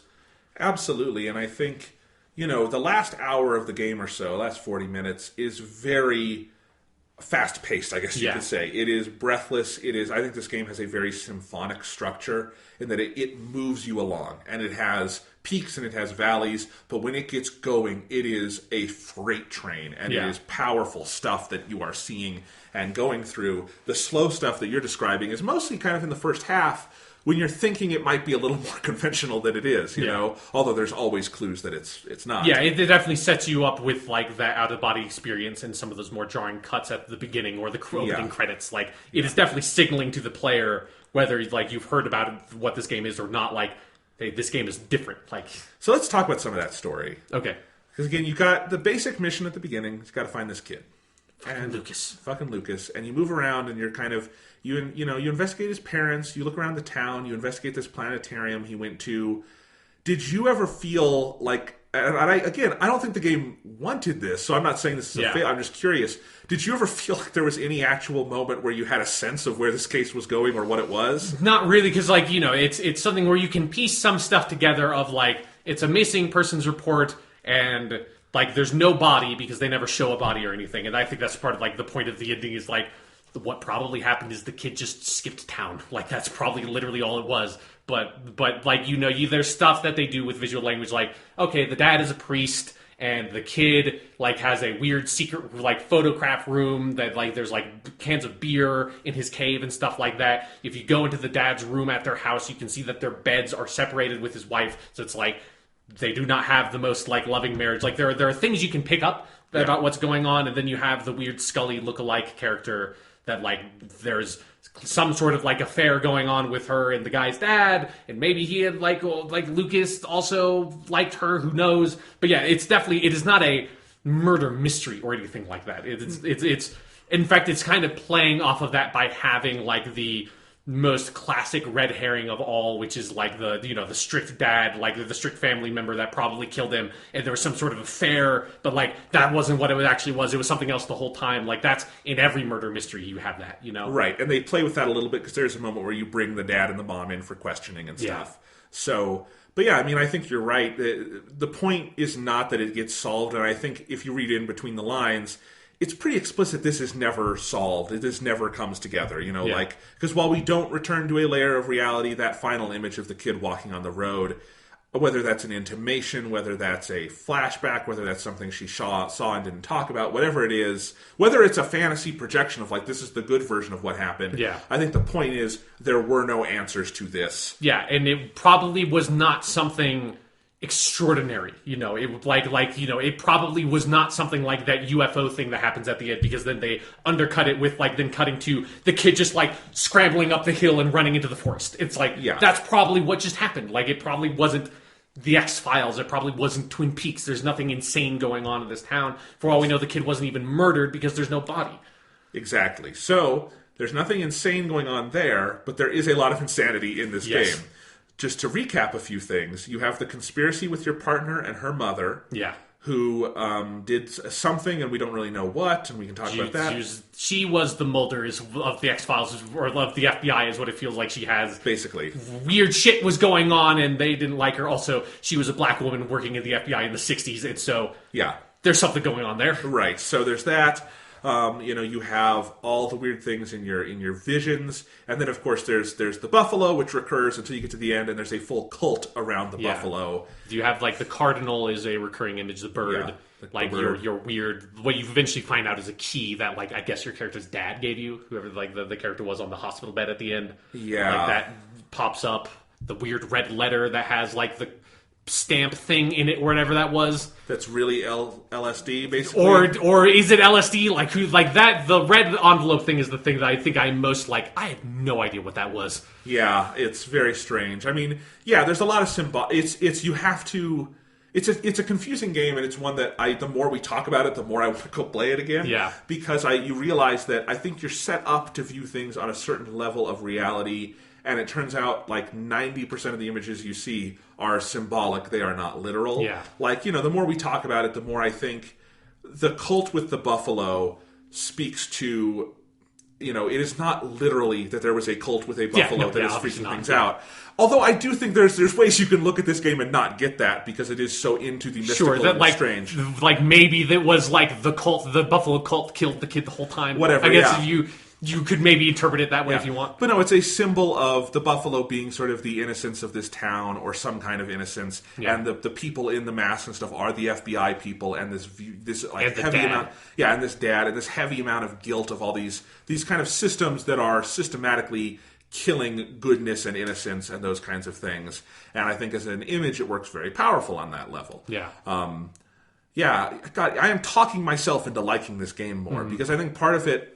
And I kind of wish you had played it last week, because I played the game and I was so like, oh, what was that? And then I had no one to talk to about it. Right, yeah. And it was really tough. Like, I'm like, all I have is my own head. And it's really tough for this kind of game. Being able to actually have a back and forth on it illuminates a lot about this game, because I do think the more you talk about it, whether it is a forward projection, whether it is a backwards projection, whatever it is about this institutionalization of this person's life and their identity and who they are choosing to be, and sort of the sacrifices that can be made. And the game overall is this character, again, forward, backwards, whatever, indicting that idea of sacrificing herself to be climbing the ladder. Yeah. And then there's some other stuff that I want to ask you about. Like, did you get a sense that, like, I don't know, like, because I feel pretty strongly about this interpretation, but I feel like I'm projecting onto it. Like, did you get a sense that your character, like, is kind of in love with her partner, that she has to investigate? Like, No, I did not. Because there's something about, like, it's specifically what sealed it for me is, like, the scene where the partner takes off the wedding ring and then gives it to you and then you put it on. Like, I feel like that is... And then there's just something about, like, the attitude of, like, when she, like, opens up the locket and is kind of freaked out about seeing, like, what's in the locket and everything like that near the beginning of the game. Like, there's something about, like, her relationship towards her partner that feels like there's something going on there that is more than just, like, I'm investigating you and you're another FBI agent, you know? I mean, I definitely felt there's a connection in so much as this is someone she looks up to, right, and someone she is very concerned with, and almost from the first beat, she does not have malice towards this person. She is trying to get back on her side. But I saw it more as a friendship thing, and like if the regret that exists there is more because she had this potential friendship and she threw it away. I don't like discount your theory. I didn't read it that way. The way you talk about it, I can see that. But I think it's probably left ambiguous for good reason, you know? Yeah, I mean, obviously there's not, like, any big... Because, again, the game has no dialogue, so there's, like, so much of it is you trying to, like, interpret, like, what does that mean when she puts on the wedding ring? Is she just, like, trying not to get hit on, or does that have more significance than that? Okay, you just played it, so I have a question for you. Yeah, okay. There's that the most David Lynch sequence in the whole thing, which is where you go to the bar, and you're with the woman, and then there's the... They're just singing, like, what is, like, the Twin Peaks theme with, like, two notes, like, off... Yeah, basically. Yeah. It's also very much like the Club Silencio scene in Mulholland Drive. Right, yeah. Which does come... I mean, if you're using Lynch as... It depends on how much you want to use Lynch as a kind of reference for this game. But like Mulholland Drive, the Club Silencio scene, which this very much quotes, and scenes in Twin Peaks, comes after a romantic consummation between two women. Right, yeah. I do think that's the one scene where I maybe got romantic vibes. But the partner kind of leaves that scene at a certain point, right? Mm-hmm. Yeah, well, I think there's a sense of, like, the partner's not reciprocating anything. Yeah. Like, I think it's, like, a one-sided... Because also the partner is married to somebody, because you never... Like, that's my biggest question is, like, where the fuck in that house is that lady's husband or wife or two... Well, no, because the game is set in the 90s, so I guess she wouldn't be married if she's just lesbian. So it's, like that was one of my biggest questions, like, what the fuck? You're supposed to be married, lady. What's going on? Yeah, I didn't even really catch that. Because there's the ring. I didn't know if that was supposed to be a wedding ring, I guess. I assume it was supposed to be a wedding ring. Yeah, no, that makes sense. So, yeah, there's all that. What other questions did you have? Did you like? I think one of the other scenes that like I really couldn't really make anything of, and I don't know if like I just couldn't remember if this character had been somewhere else. Is the sequence in one of the late montages where with like them building the wooden ship, and you're like her, and then you like shift perspective and you see it's a guy at a desk. Like that one was like one of the only moments in the montage where like I just actually don't get what this one is doing here at all. Yeah, I didn't. I don't know. That one is just like I feel like maybe because there's another sequence early on where she sort of has a weird sort of like dream nightmare sequence where she's like in the passenger seat of a car with like one of like the white FBI dudes driving the car. They almost hit someone and it like cuts really fast. That like I felt like maybe that was the guy building ship. I don't know. That's one where I would guess there is something in the game that we might have just missed that sets that up or pays it off, and you would just have to go look into it. But I definitely do think later in the game there's some stuff in the montages that might be the game, I don't want to say going up its own ass, but maybe being a little too indulgent in things that you really can't expect someone to see on one viewing. Yeah. Because this is a game that you make over years and years, they're going to get all of that. But I think there are some references here and there where I think it's maybe too much piece it together yourself. Yeah, because like most of the time, at the very least, like even if it's not something where you're like, oh, I understand exactly what, like this is fitting precisely into this interpretation of the game I'm having. Right. Like most of the scenes don't have that because it is so dreamlike, but most of them at least have a reference point of like, oh, I'm sitting here eating dinner with like the lady who's the receptionist for the DA, or like the ADA, and like we're right in front of where his office is. Like I at least understand like where we are in the geography of the world and like who the people are, and like that shipbuilding scene was the one most where I was like, what? Because it's not like, at least the cult scene is like so out of nowhere that you're like, okay, this is just complete fantasy. Like maybe this whole ship was just, maybe this whole game was just about you building a ship the whole time. Yeah. But yeah, I think there's definitely some moments in that montage where it's such a tricky thing to do with that kind of like dream-like Lynchian reality with like the recurring visual symbolism and everything, that sometimes maybe people like, maybe the creators just want to throw in a red herring that like they don't even have any idea what they wanted to sort of convey with it. It's just like, hey, this is something I thought I could put into this montage. And it's I guess it's only a complaint because there's enough else in the game that does feel focused to me and that I can identify, that if you wanted to do that, I'd probably put more red herrings in. Like, honestly, if I wanted to go in that direction and then you're kind of going, this is an avant-garde game. I'm not going to say it's not, but you're kind of going more full avant-garde in a cinematic language sense, I guess.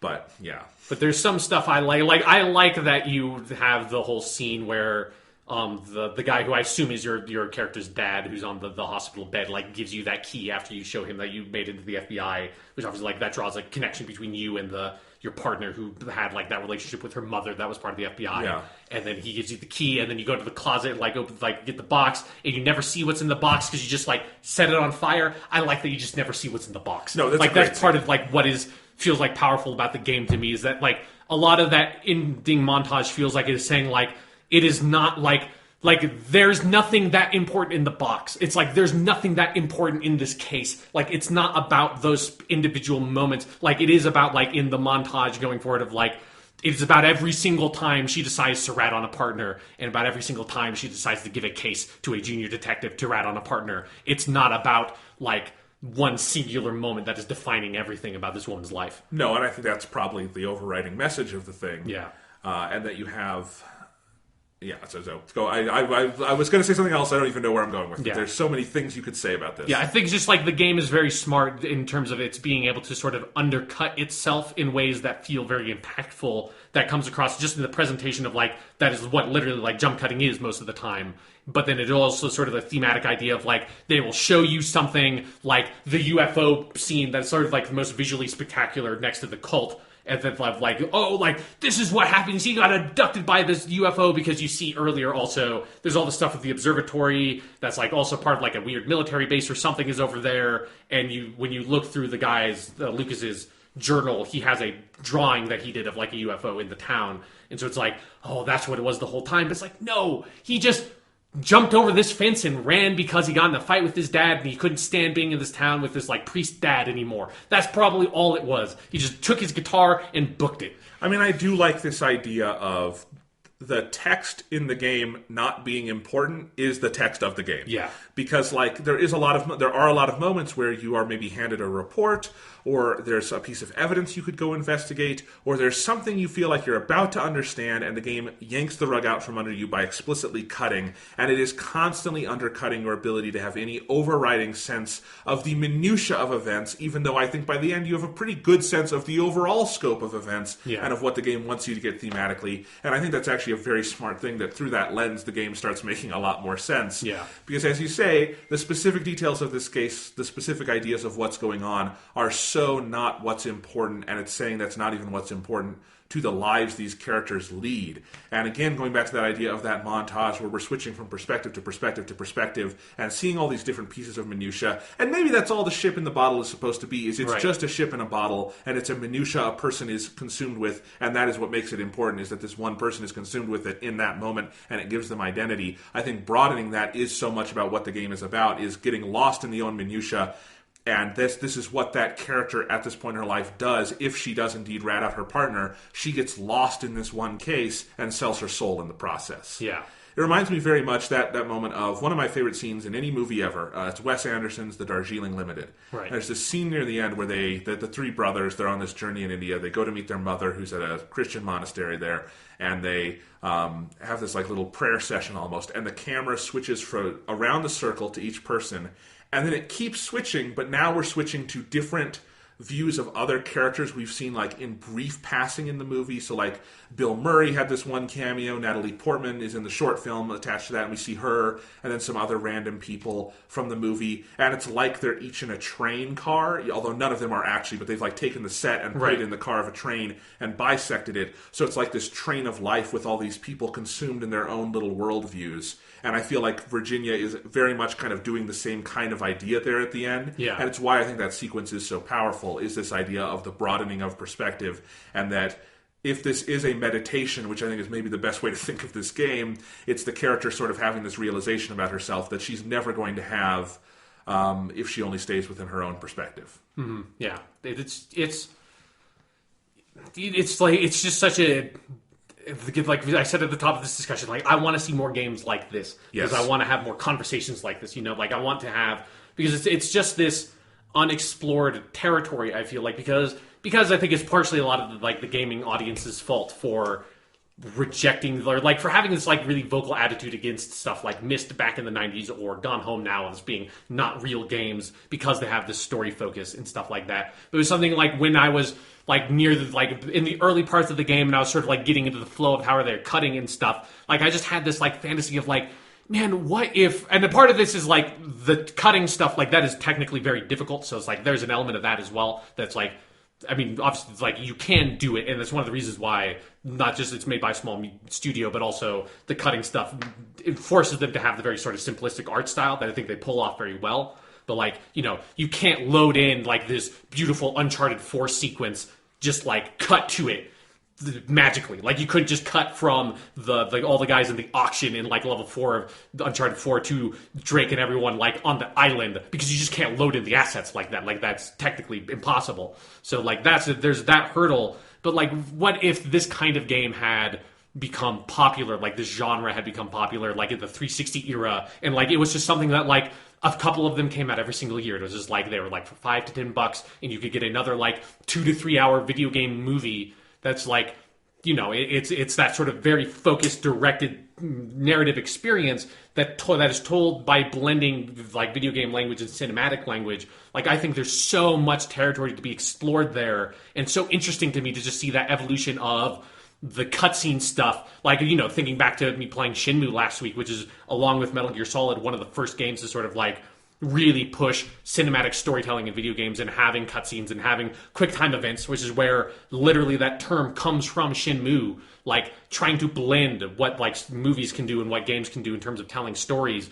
And I like to see Virginia just say like, let's just fucking, instead of it being like a game where sometimes you kind of watch a movie and maybe you have a quick time event, like let's just take what movies can do with stories and what games can do with stories and just mush it together as much as we possibly can and make it so you can't even see the line between what those two mediums are. They're just like, they're empowering each other.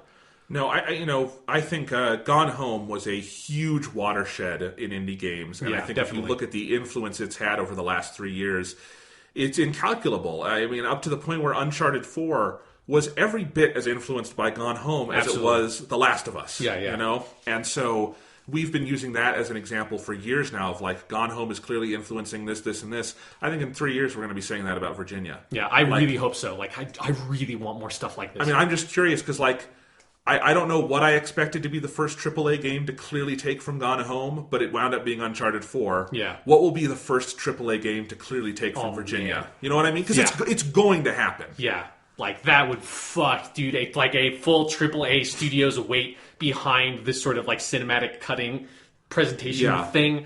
That would be fucking nuts. It would be absolutely nuts. Yeah. I'm very curious. So, yeah, if you got $10 and you got 2 hours and you're interested in this kind of thing, play Virginia, support Virginia. This is the beginning of something.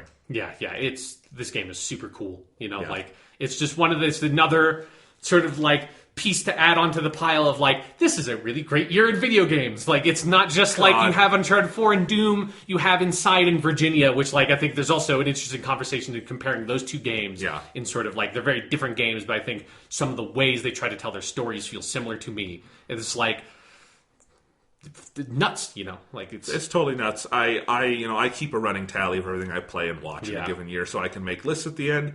I was looking at my game list the other day. I'm up to like 14 or 15 games. I absolutely want on my top 10. yeah, it's getting rough.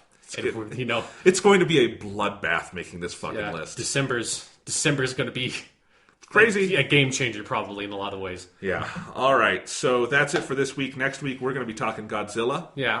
Actually, there's one more thing I want to talk about before we wrap this up. But yeah, like I'm really excited about talking Godzilla next week. But I just remembered there's another game I've been playing a little bit. You know, Okay. like you know, I would talk about Shenmue last week. I played through all of Shenmue in Japanese, and I had such a fun time with that. I thought I would try something else out as well. So I've been playing another small game in Japanese just to sort of test the waters and see what it's like. And it's I don't know what the English title is, but in Japanese it's called Persona 5. And I've just been sort of tinkering with it. I'm about 8 hours in. Wait, what? It's this small, weird indie game. It's sort of this JRPG. It's set in high school. I downloaded it digitally off of the Japanese PSN store. It's very easy to do. All you have to do is go to a store like Play Asia online You or something. son of a bitch. Yeah, and I've sort of dipping my toes in the water. It's okay. Yeah. So I've just been doing that on the side. I'm cutting this off.